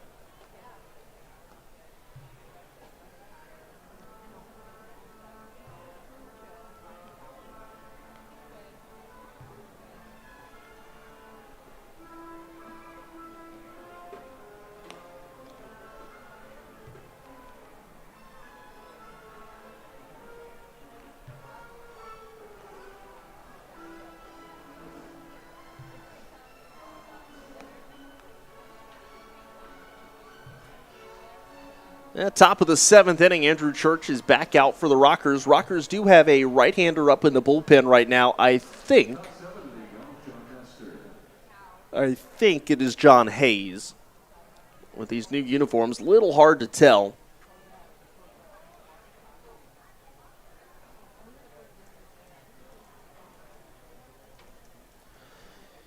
Church will be facing 6, 7, and 8.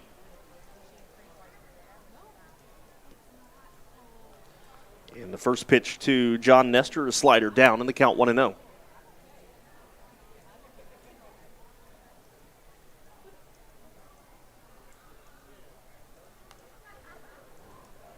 Nestor fouls that off in the count 1-1. We mentioned the Rockers wearing special Star Wars jerseys today. You'll be able to bid on these jerseys that are commemorating the 45th anniversary of Episode 4, A New Hope. Proceeds from these auctions will benefit the High Point Community Foundation. As that pitch is fouled off of Nestor's foot, and the count goes to 1-2. These jerseys are available to bid on the LiveSource app. On the LiveSource app. The LiveSource app is open and ready for bidding. That's where you can go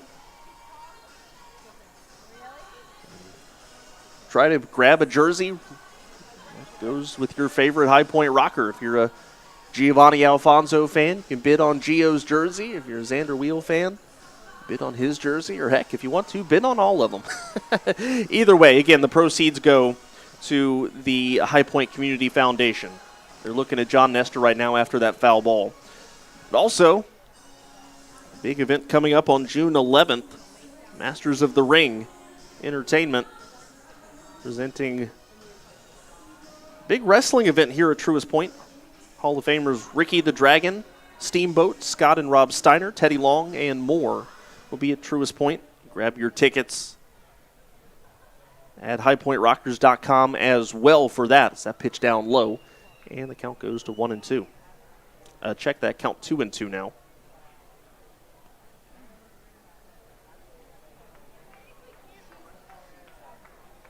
And lastly, one other thing to let you know about. First, the 2-2 swung on and fouled back. Tickets for the Big South tournament on sale. The Ingalls Big South Baseball Championship, scheduled for May 25th through the 28th. That is this upcoming week. It's a 4-day double elimination tournament for the Big South, and the winner will get an automatic bid to the NCAA Regionals as that pitch low and the count goes full. You can get your tickets for the Ingalls Big South Baseball Championship. highpointrockers.com.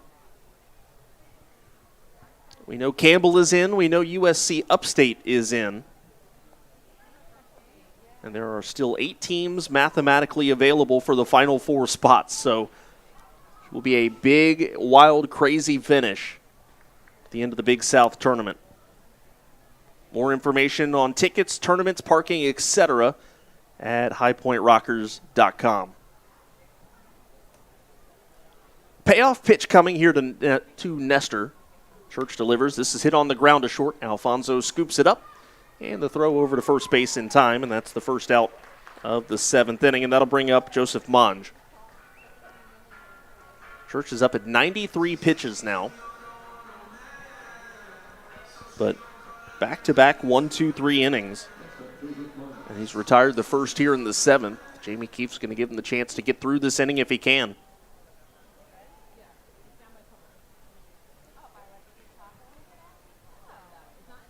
First pitch is a dead ball. They're going to say it hit Monge inside.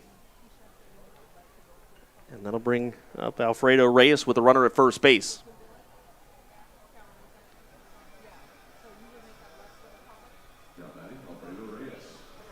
Alfredo Reyes today 0 for 2. And it is John Hayes in the bullpen for High Point.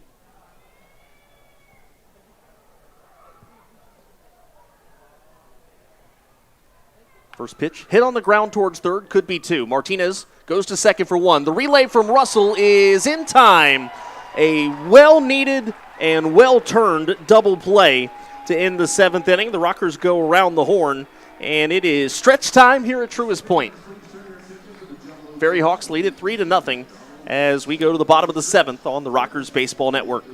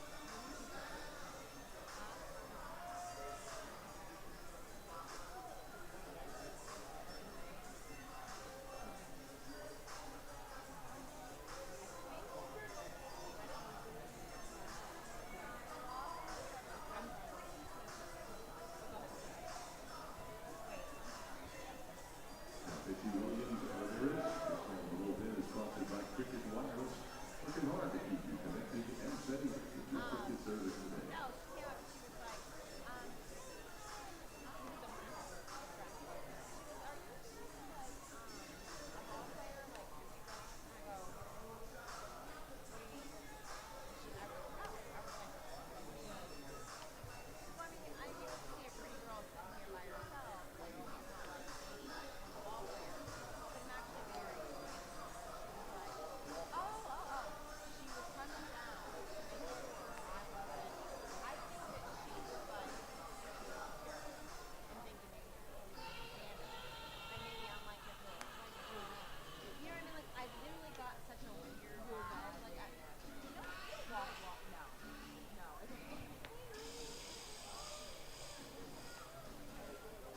So Eric Marinez faces 5 hitters, gives up a hit, and walks 2 of them. And Staten Island goes to the bullpen, and is Williams Ramirez. Williams Ramirez making his 3rd appearance of the year. He's pitched 3 innings, has walked 2, has struck out 4. A lot of these pitchers for Staten Island that we have seen recently are coming into today's game with really small sample sizes.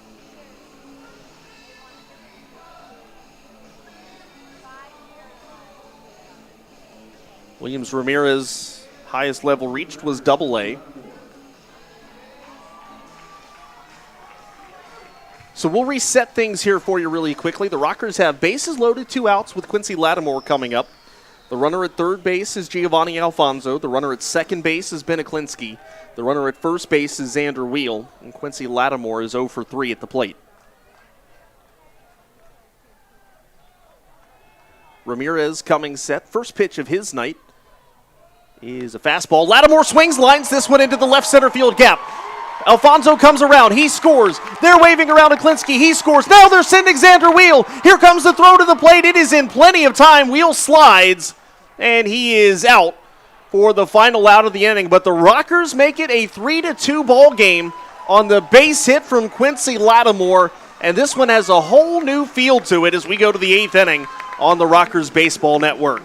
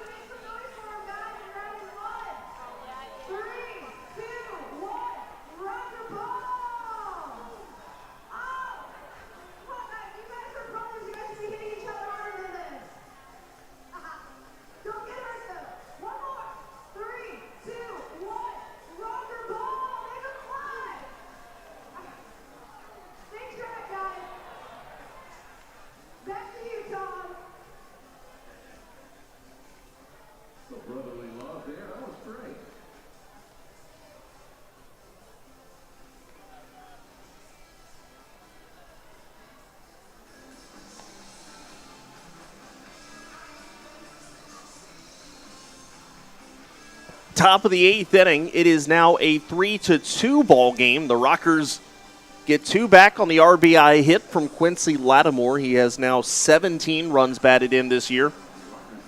They'll go to the bullpen. Andrew Church goes 7 innings, gives up 3 runs all earned, 4 hits, 1 walk, struck out 7, and gave up the 2 home runs. The new pitcher for High Point is the right-hander John Hayes. Hayes 1-0, 7.20 the ERA. This is his 6th appearance. 1 walk, 4 strikeouts, and opponents hitting 186 against them.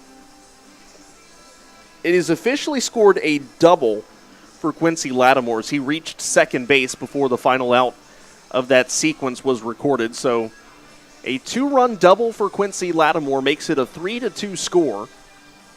And that certainly puts momentum on the High Point side as we head to the final 2 innings of play. And if you're the Rockers in this situation, you want a quick inning from John Hayes so you can get right back to it offensively He's still got some good bats coming up in the lineup, too. It'll be 9-1-2 coming up for Staten Island. Betancourt, Cespedes, and Wagner. Javier Betancourt today 0 for 2 with a strikeout. And the first pitch from Hayes, up and away, ball 1.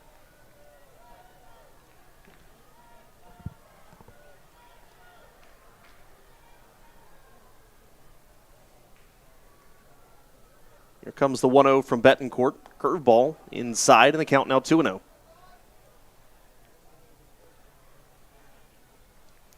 So we can close the book on Marinez, the relief pitcher that started the bottom of the 7th inning. 2/3 of an inning pitched. Gave up 2 runs, both earned, 1 hit, and 3 walks. High and tight with the fastball. Hayes is down in the count 3-0 to the leadoff man here, Betancourt.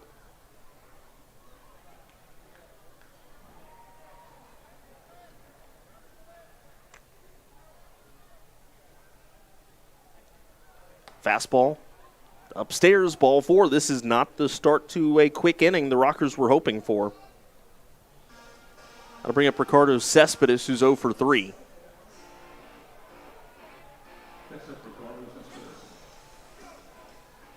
Just the second walk allowed today by High Point, 1 by Church and now 1 by Hayes. And Hayes comes set, ready to deliver. First pitch to Cespedes is up over everybody's head to the backstop. A wild pitch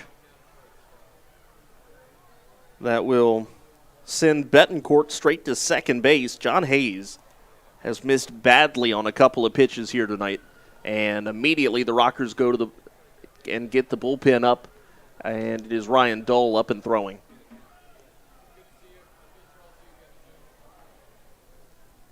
Of the 5 pitches Hayes has thrown, 4 of them have been high. The other one was inside.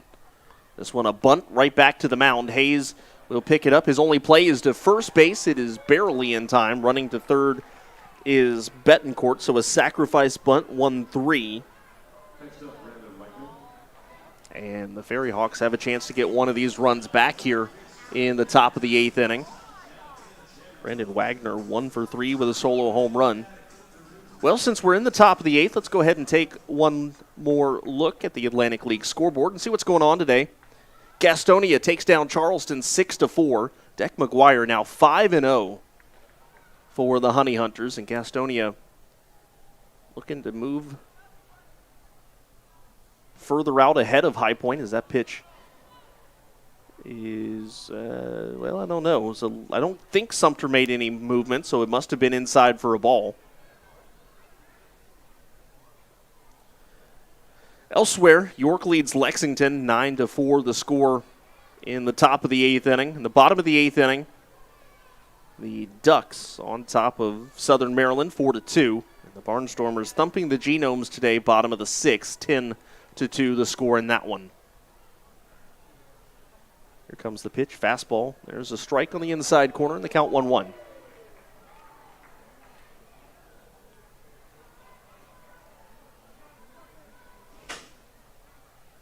So Insurance stands at third base for the FerryHawks. And Hayes delivers curveball, and it's outside, and the count 2-1.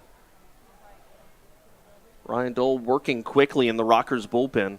Jamie Keefe is not going to have a very long leash for Hayes, not because Hayes has been necessarily bad this year, but because this is an important situation. High fly ball, center field. Johnny Field makes the catch, and coming in to score is Betancourt, rather. Sacrifice fly makes it 4-2. For Wagner, that is his 5th run batted in.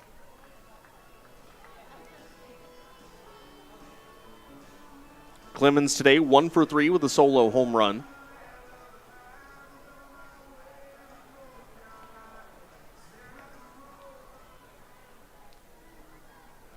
Base is now empty. Staten Island has scored for the first time since the 4th inning. Fastball at the knees, a called strike.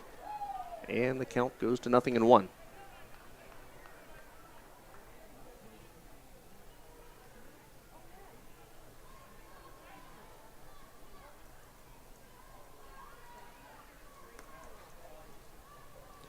Pitch down and in to Clemens, and the count goes to 1-1. Looking ahead to the bottom of the eighth, the Rockers have Martinez, Field, and Russell, the three scheduled hitters.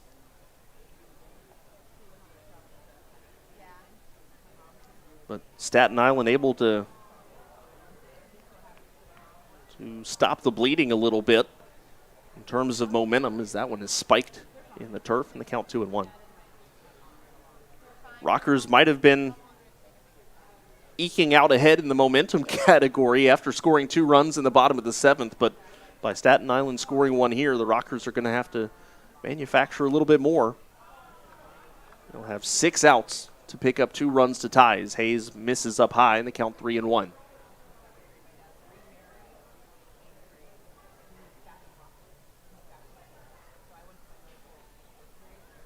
(3-1) coming to Clemens. High fastball. And that misses ball 4. That'll bring up Angel Aguilar, and Jamie Keefe is going out to the mound now. And we may be seeing Ryan Dole come in.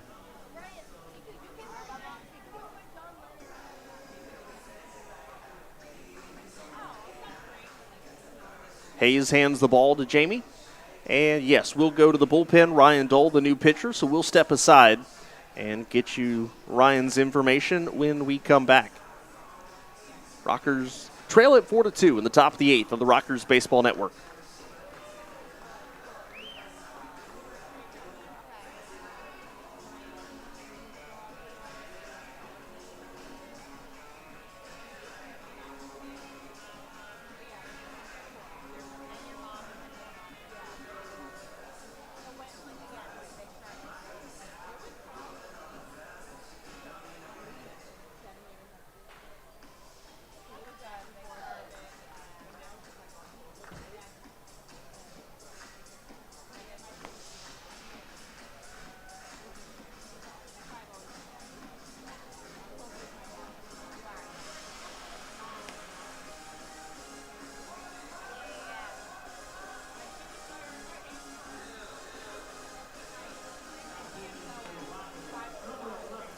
Ryan Dole, the new pitcher for High Point, with the runner on first base and 2 outs in the top of the eighth inning. Ryan Dole had a very good year so far.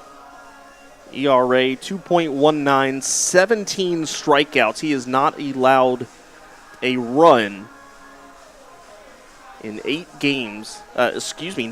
games now. Ryan Dole has not allowed a run.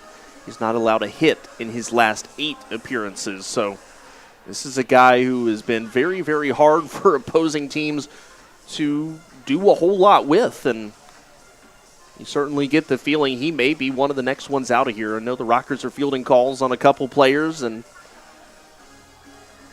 although we don't know who they are, you just look at who's been putting up good numbers. Ryan Dole is one of them.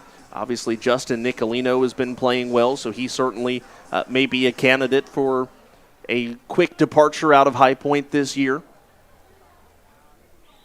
Really, you point to just about anybody in the rotation. Jason Manzueta. You could even look at Andrew Church as well. Angel Aguilar. Swing and a miss. First pitch slider, and the count 0-1.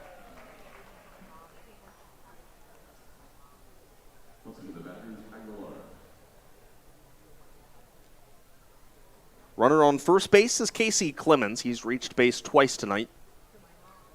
Well, if you count a home run as reaching base. He reached him and left him in a hurry. As Aguilar fouls that off, and the count 0-2.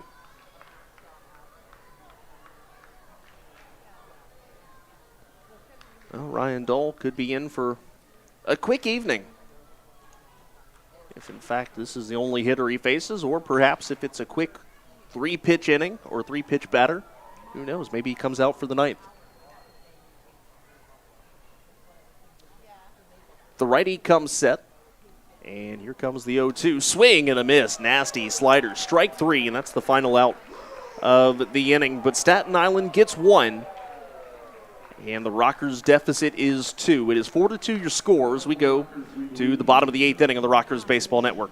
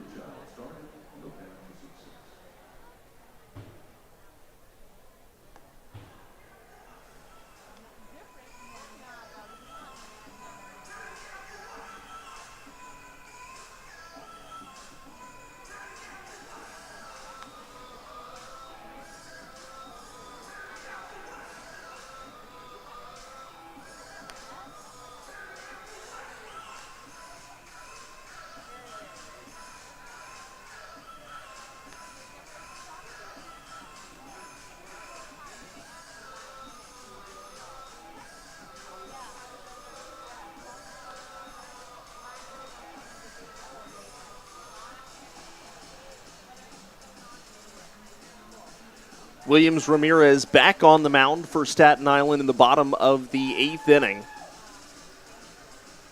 Rockers will send 5, 6, and 7 up to the plate. That's Martinez, Field, and Russell. FerryHawks now are closing in on what would be their first road win of the season. Staten Island 0-13 on the road. They're 2-14 against the South Division, but they have an opportunity to notch one in the win column in both of those categories today. Staten Island 4-0 when leading after the 8th inning, so for the Rockers, it's imperative to go ahead and do something now as Martinez takes a strike. Victor Capellan, the closer for the FerryHawks, 2 saves and 3 opportunities.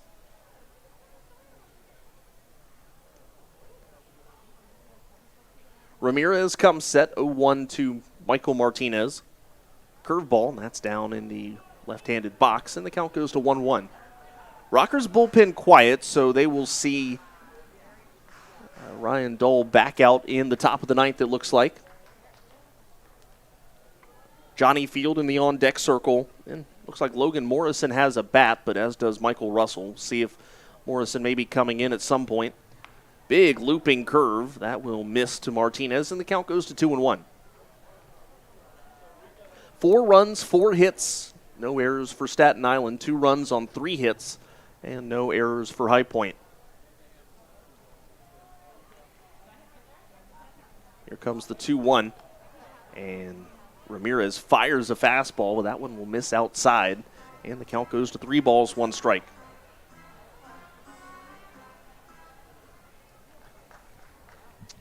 Could Michael Martinez be the first leadoff man to get aboard tonight for High Point? That one down and in, ball 4, and yes, he will in fact be the first leadoff man aboard. And for a day where base runners have kind of been hard to come by for the Rockers, Michael Martinez has reached base 3 times, a double, a hit by pitch, and a walk now. Here's Johnny Field. Field today is 0 for 3.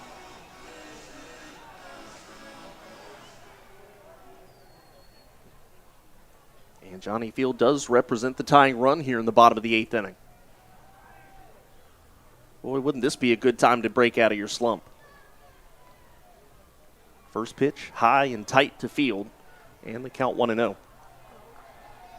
Walks have started to come a little more frequently for Staten Island since the middle portion of this game. They had walked none through, they'd walked just 2, rather, through 4 innings and 6 since then. Here comes the 1-0 to Field. Martinez, a small lead at first base. Field swings, fastball, fouls it up out of play. And the count goes to 1-1.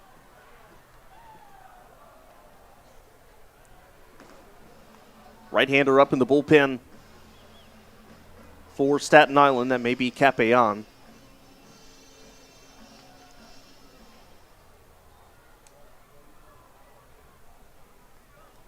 Williams Ramirez swings that right arm to his side as he looks in and leans in for the sign. Now set, curveball, swing and a miss from Field, and the count 1-2. Field swinging out of his shoes there.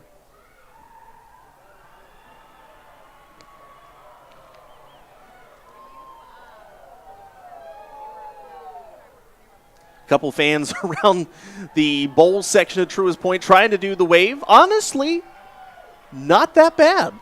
We'll give them points for trying. Not that bad. Here comes the fastball low. And the count goes to 1-2. 2-2, rather.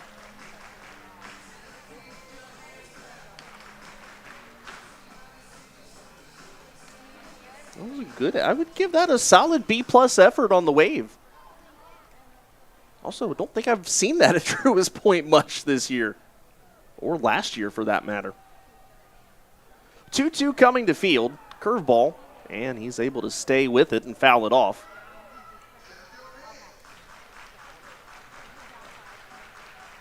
Williams Ramirez has a bit of heat on his fastball.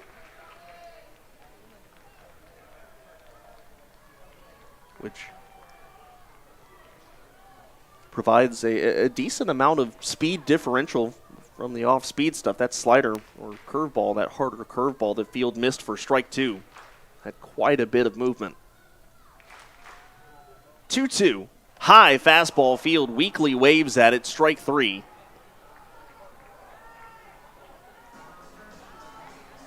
And that is the first out of the 8th inning. Michael Russell will be called back to the bench, and Logan Morrison will come out and hit. Logan Morrison on the year, hitting at .271, 2 home runs, and 6 batted in.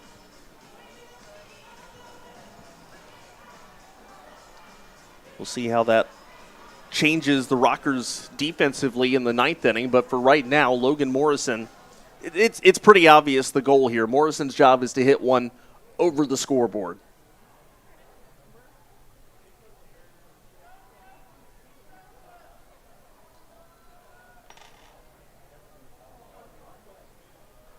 Martinez takes his lead off of first. This is probably one of the best options you could have. What a luxury for the Rockers to have this power-hitting bat on the bench. The big looping curve from Ramirez, a strike, and the count 0-1. Morrison, the owner of 148 Major League home runs. Remember, back in 2017, ranked 5th in the American League with his home run total.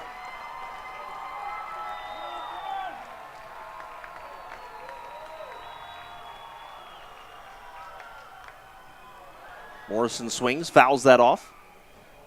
And the count 0-2 now.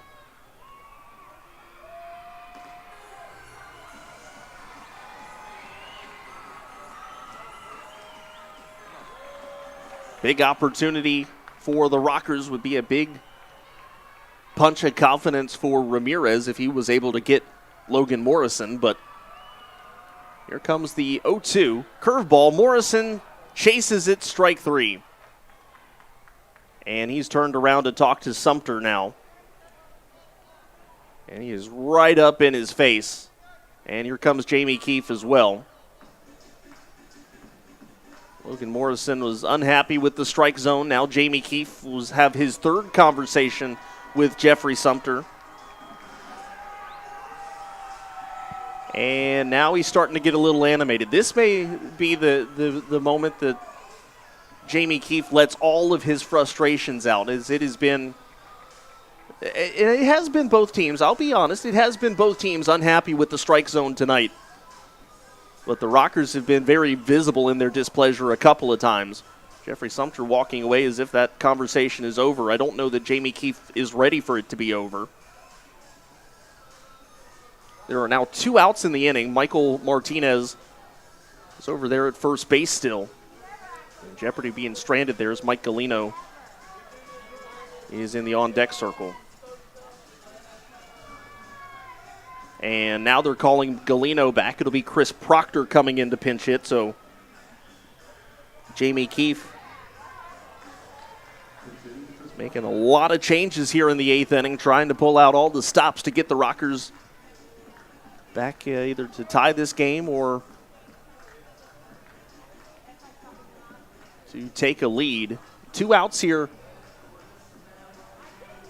in the bottom of the 8th inning. Well, the last 2 games that Chris Proctor has played in, he's hit a triple. This has been, or will most likely be, his only at-bat of the ball game unless it goes to extras. So he needs to do it now if he's going to continue that streak.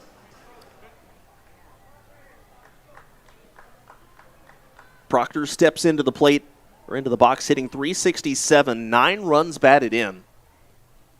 And the first pitch, a fastball. That misses outside, ball 1.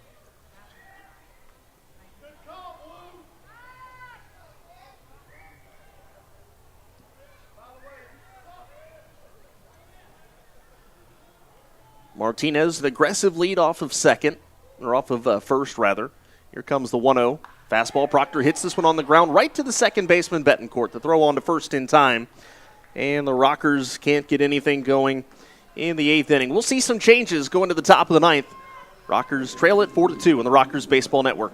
Join us again tomorrow, May 22nd, 4:05 first pitch, because it is a Sunday, the kids run the bases. So we hope to see you tomorrow afternoon, 4:05 first pitch.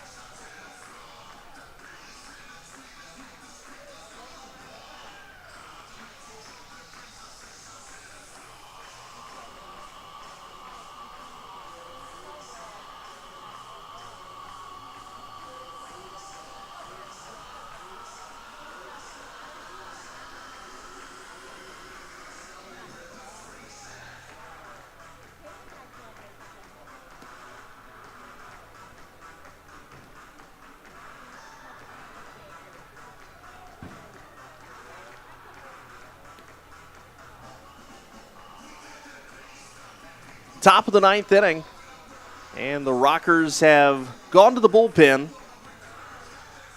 Or excuse me, they have not. Ryan Dole has come back out, but the Rockers have changed up most of the infield. Xander Wheel goes from first base to third base. Michael Martinez, the old third baseman, is now at second.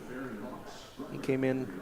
And Logan Morrison, who pinch hit for the old second baseman, Michael Russell, is at first, and Chris Proctor is behind the plate now. So again, your infield now, Proctor behind the plate, Wheel at third, Giovanni Alfonso is at short, Michael Martinez at second, and Logan Morrison is at first. It'll be 5, 6, and 7. Liriano, Nestor, and Monge coming up for Staten Island.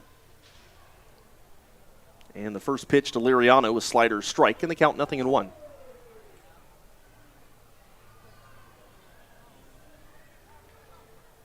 Ryan Dole has not given up a hit in 8 appearances, has not given up a run in 9 appearances. Fastball, swing and a miss. And the count quickly 0-2. And not only that, but his strikeout numbers are continuing to climb. He has struck out now 17 hitters in 12 2/3 innings. Swing and a foul off of the bat of Liriano, who is 0 for 2 today with a walk. Ryan Dole throws out that baseball, but he's got a new one. Staten Island, 1 run in the first, 2 in the fourth, 1 in the eighth. Rockers, only 2 runs came in the seventh on a double from Quincy Lattimore. Here comes the 0-2 to Liriano. Fastball lifted up and out of play, and the count remains 0-2.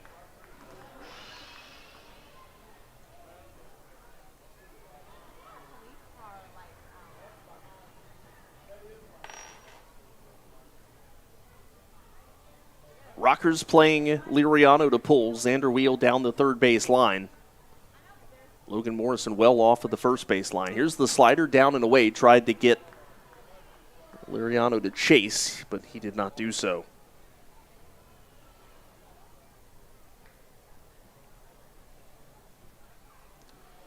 Only 7 combined hits in this game. 4 from Staten Island, 2 were solo home runs. They've really made a difference in the score as that pitch sails up and in, and the count goes 2-2 now.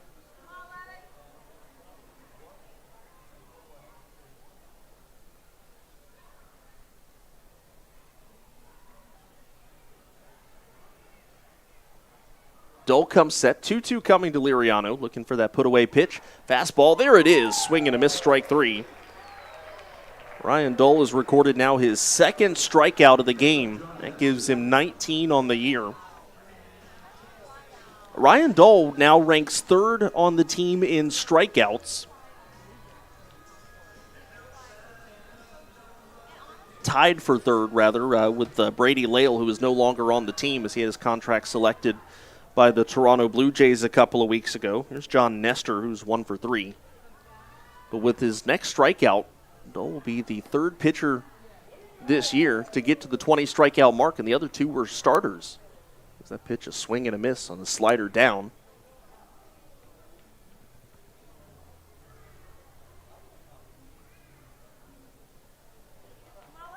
Here comes the 0-1.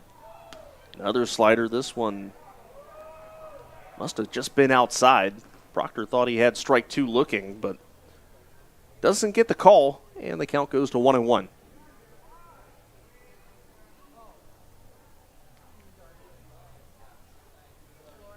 Overall, a well-pitched game for High Point today.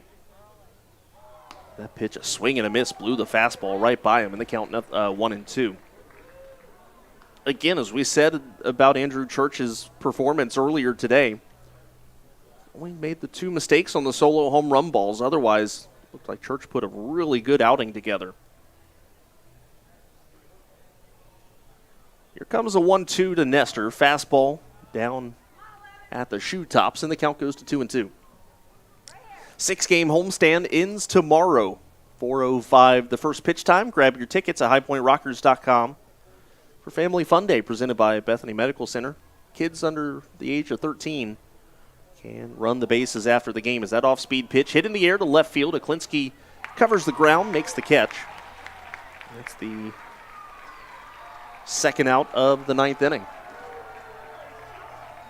That brings up Joseph Monge, who is 1 for 2 today with an RBI. If you're not able to make the game tomorrow, we got you covered on YouTube and MixLR. Rockers pregame show on MixLR will commence at about 3:30 tomorrow. YouTube broadcast to follow shortly after that. Here comes the first pitch to Monge. Fastball. There's a strike on the inside corner, and the count 0-1. From there, the Rockers head on the road. They head to Charleston Tuesday, Wednesday, and Thursday, and then up to Staten Island after that. Here comes the 0-1. Slider low. Tried to get Monge to chase, but was unsuccessful. In the count, 1-1 strike.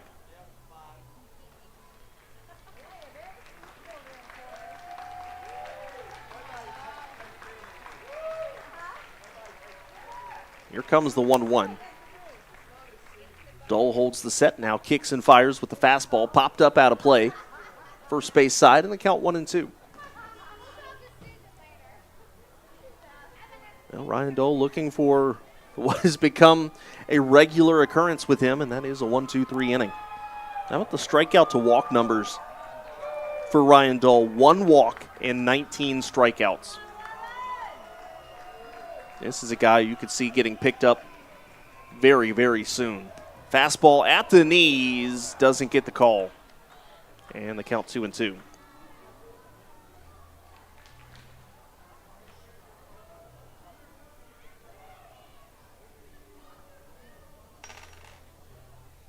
Alfredo Reyes waits in the on-deck circle. Here comes the 2-2 from Dole.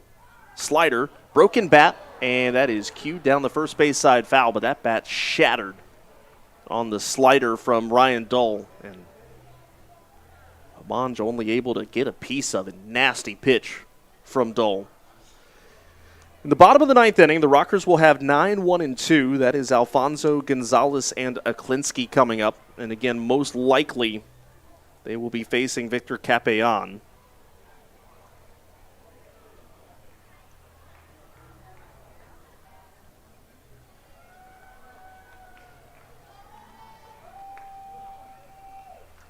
Monge has a new bat. He is ready to go. 2 balls, 2 strikes, 2 outs. Top of the 9th inning. Staten Island leads by 2. Dole holds the set, delivers. Swing and a miss. Strike 3. Got him to chase the slider down. And Ryan Dole, no surprise, retires all 4 hitters that he faces in yet another dominant outing. Well, we'll see. Can the Rockers strike back much like the Empire strikes back? We'll find out. Bottom of the ninth inning. Rockers trail by 2 on the Rockers Baseball Network.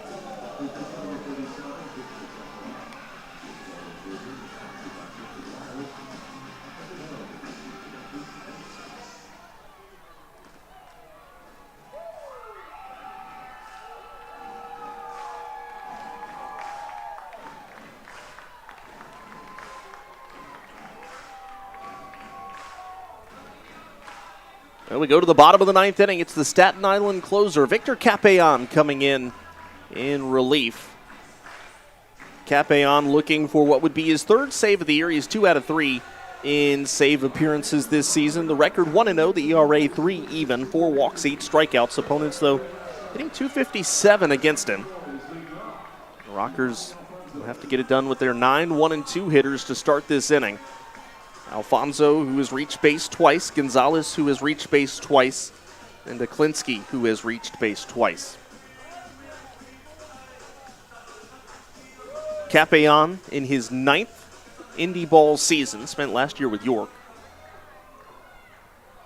But did spend some time in affiliated ball and reached as high as AAA Reno in the Arizona Diamondbacks organization. So he's a guy who's been successful at a high level as Alfonso chases off speed, and the count 0-1.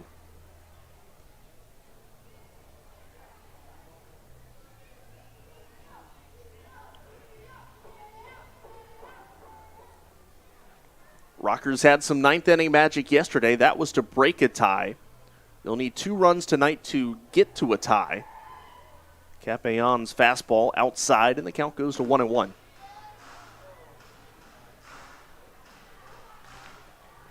High Point has never led in this game. They have trailed since the 1st inning.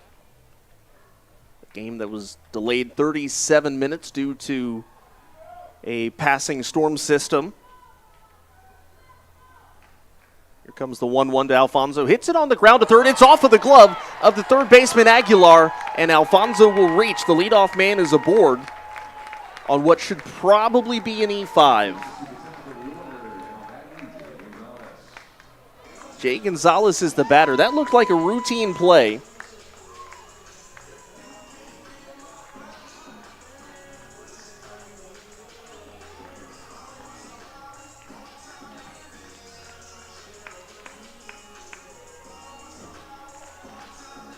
Jay Gonzalez has walked twice, has also laid down a sacrifice bunt.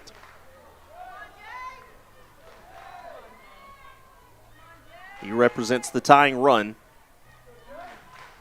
They're going to give Alfonso a single. That's a surprise. Looked like it was hit right to the third baseman, Aguilar. I'm very surprised to see that.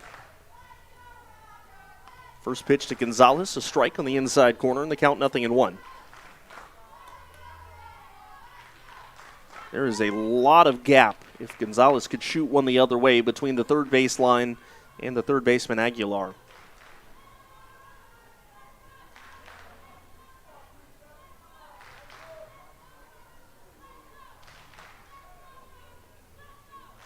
Fastball just off the edge of the plate, and the count goes to 1-1.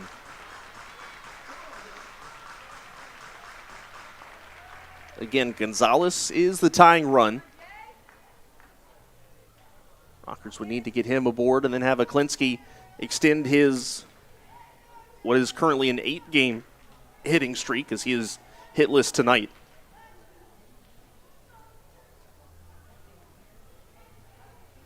Here comes the 1-1. Alfonso, a big lead off of first. And Gonzalez hits this one up the middle. Oh, it's going to be a nice play by the shortstop, but the throw is going to be late. A nice play by the shortstop, Reyes. Did a 360. The throw on to first base was not in time. And the Rockers have the tying run aboard. And here comes Ben Aklinski. Could he do it 2 nights in a row? Dare I wonder? Let's find out. What a fun bottom of the ninth this is turning out to be. Ben Aklinski today is 0 for 3 with a walk and has also scored a run.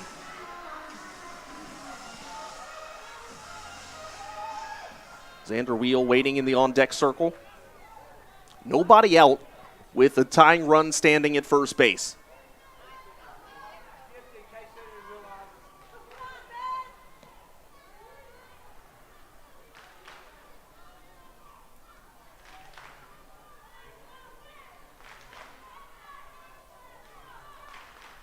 Off-speed pitch down and away from Capeon. And the count 1 ball, no strikes. Rockers do have a right-hander up in the bullpen. He's not throwing yet, but starting to toss or do a little arm circles there in case this game should go to extras. I think that's Chasen Bradford. Here comes the 1-0 to Aklinski. Swings at the off-speed pitch low. And the count 1-1. Probably would have still caught the bottom of the zone, but Aklinski was up on top of that pitch. It's a ball and a strike from Capeon. Alfonso and Gonzalez both aboard via infield base hits. Rockers making this one interesting here in the bottom of the ninth. Here comes the pitch from Aklinski. Off-speed strike. And the count 1-2. They don't need a home run here. They don't need the hero, but they need a base hit to extend this inning. Aklinski's last home run was an inside the park home run that was hit just 3 days ago against the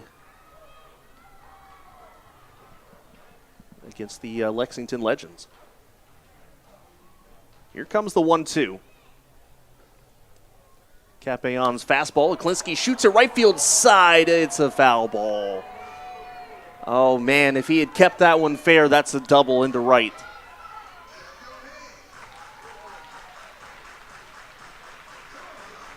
Aklinski had his back against the wall yesterday. A 10-pitch at-bat in the bottom of the ninth inning before he won the game.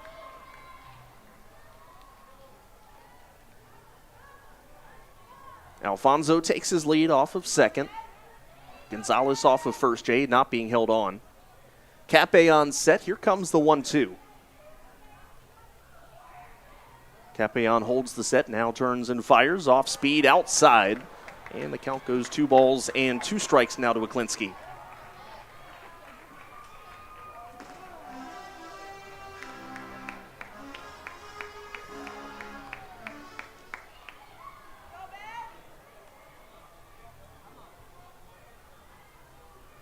Wind has started to pick up a little bit more towards left center field. Not much, but more than there was, which was practically non-existent. And Capeon steps off and looks Alfonso back to second base. You can feel it here from the fans in the stands tonight. They are pent up with excitement, and they're ready to let loose should Aklinski come through here. Here comes the 2-2. He swings. This is hit down the left field line into the corner. It will kick around off of the wall. Alfonso comes around. He scores. They will hold Gonzalez at third base. It is an RBI double for Ben Aklinski. It is a 4-3 game. The tying run is at third. The winning run is at second. And there is still nobody out here in the ninth inning. For Aklinski, that is his 20th run batted in. And he now extends the hitting streak to 9 games. And here's Xander Wheel.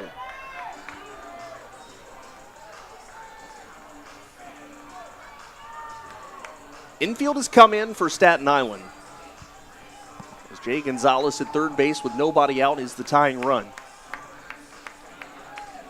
Let's see if the Rockers can go for the kill here. What an at-bat for Ben Aklinski. 2 strikes for the second day in a row in the bottom of the 9th inning. And he comes through. Xander Wheel drove in 2 with a double his last time up. See if Capeon starts him with the off-speed pitch. He does. That's kind of been the go-to first pitch for Victor Capeon tonight.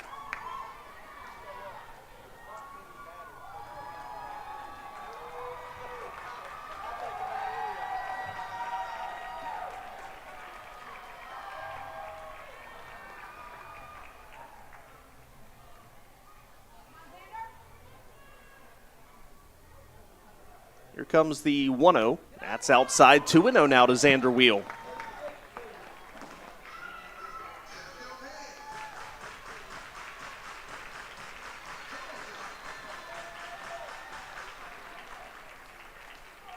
Let's see if the Rockers can get it done here on Star Wars night.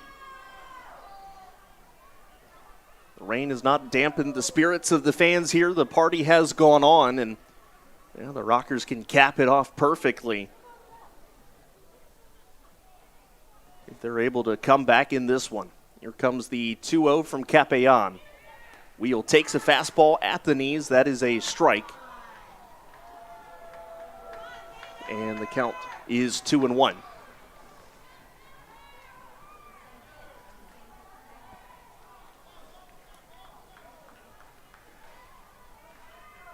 The thing is, you've got to get Gonzalez in. It'd be nice to get Aklinski in and win it, but Gonzalez has to come in. 2-1 coming to Xander Wheel. He takes down and away, and the count goes 3-1.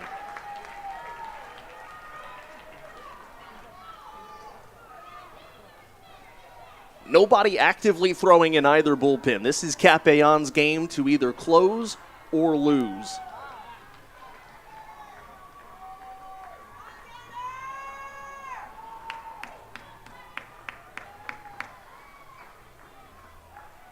Gonzalez, a modest lead over at third base. Nobody holding Aklinski on at second.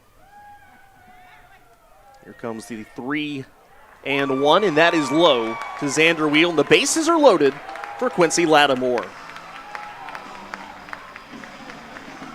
See if Nelson Figueroa comes out here to have a talk with Capeon. I see him down there. He is climbing the stairs. And right as Quincy steps into the box, Figueroa comes out. See, he was watching Quincy Lattimore to time it for right when Quincy stepped into the box, maybe to throw his routine off. But so here's the situation. There is nobody out in the bottom of the 9th inning. The tying run is at third base. That is Jay Gonzalez. The winning run is at second base, and that would be Ben Aklinski. The batter is Quincy Lattimore, who has 1 walk-off hit already this year.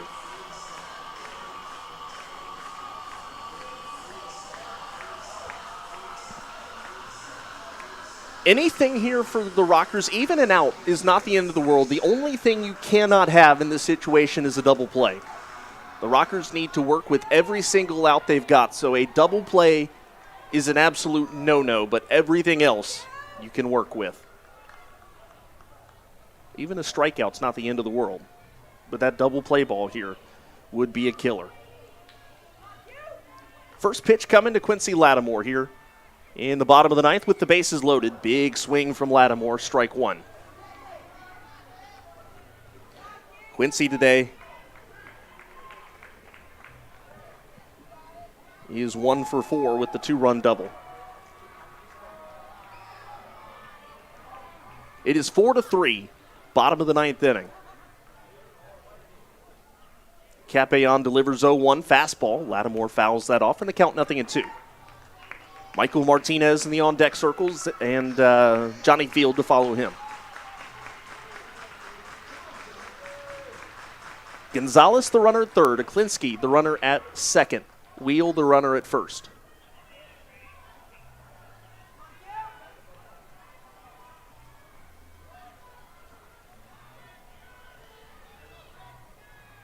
Capayon comes set. Here comes the 0-2 to Lattimore. The righty holds the set, now kicks and delivers, and Lattimore stays alive, grounding it foul towards the Staten Island dugout. The FerryHawks are 3 defensive outs away from their first road win of the year. The Rockers have the tying run standing 90 feet away, trying to not be the team that gives Staten Island that first road win. At least not tonight. Timeout called at the plate. Lattimore adjusting his glasses, it appears. Now he looks like he's ready to go.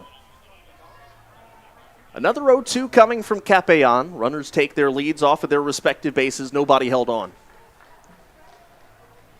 Capayon takes a long peer in at Nestor. Now the righty comes set. Holds the set. Here comes the 0-2. Quincy swings, grounded third base side. It is foul.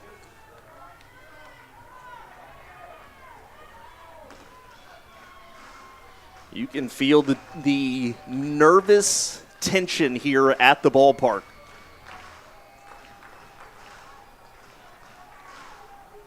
Obviously, it's a mid-May game that may not have a whole lot to do with the final standings, but hey, the Rockers have an opportunity for magic 2 nights in a row at the ballpark. A lot of fans. I think the phrase edge of your seats is very applicable tonight.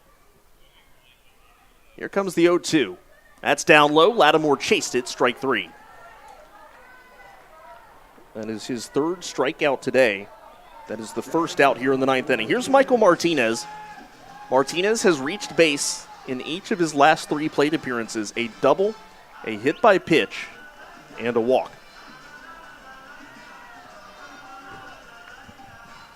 Jay Gonzalez has excellent speed at third base. Biggest thing here for Martinez, hit it in the air. If you can hit it to medium range outfield, Gonzalez should be able to come in and score.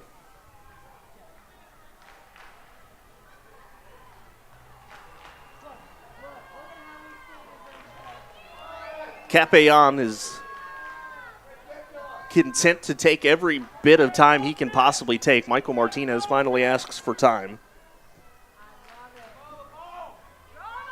Capayon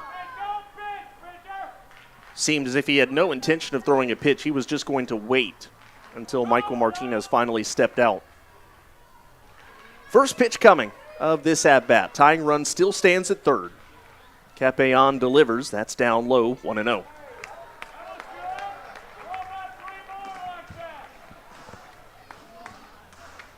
Well, for a game in which the Rockers offense struggled early on, had some opportunities like the bases loaded in the 5th inning, and they weren't able to capitalize, they have given themselves a chance here in the 9th. Capayon set. Here comes the 1-0 to Martinez. Fastball, that is just outside, 2-0.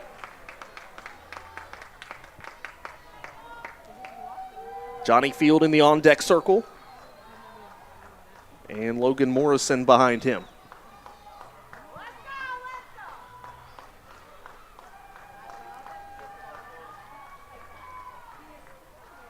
Capayon comes set, 2-0 coming to Martinez. Michael can be a little selective here. Hits it on the ground to first. Casey Clemens' throw goes high. Coming in and scores. Gonzalez. Here comes Zaklinski. Scores! The walk-off error from Casey Clemens. The Rockers win. Wow, what an improbable ending. A ground ball to Casey Clemens, a tailor-made double play, and the throw sailed on the FerryHawk first baseman. Gonzalez scored, and Zaklinski scored, and the second night in a row, the Rockers walk it off. Wow. I don't know what to say on that one. Just wow, what a game. Rockers win it 5-4 in the bottom of the 9th. Rockers postgame coming up next on the Rockers Baseball Network.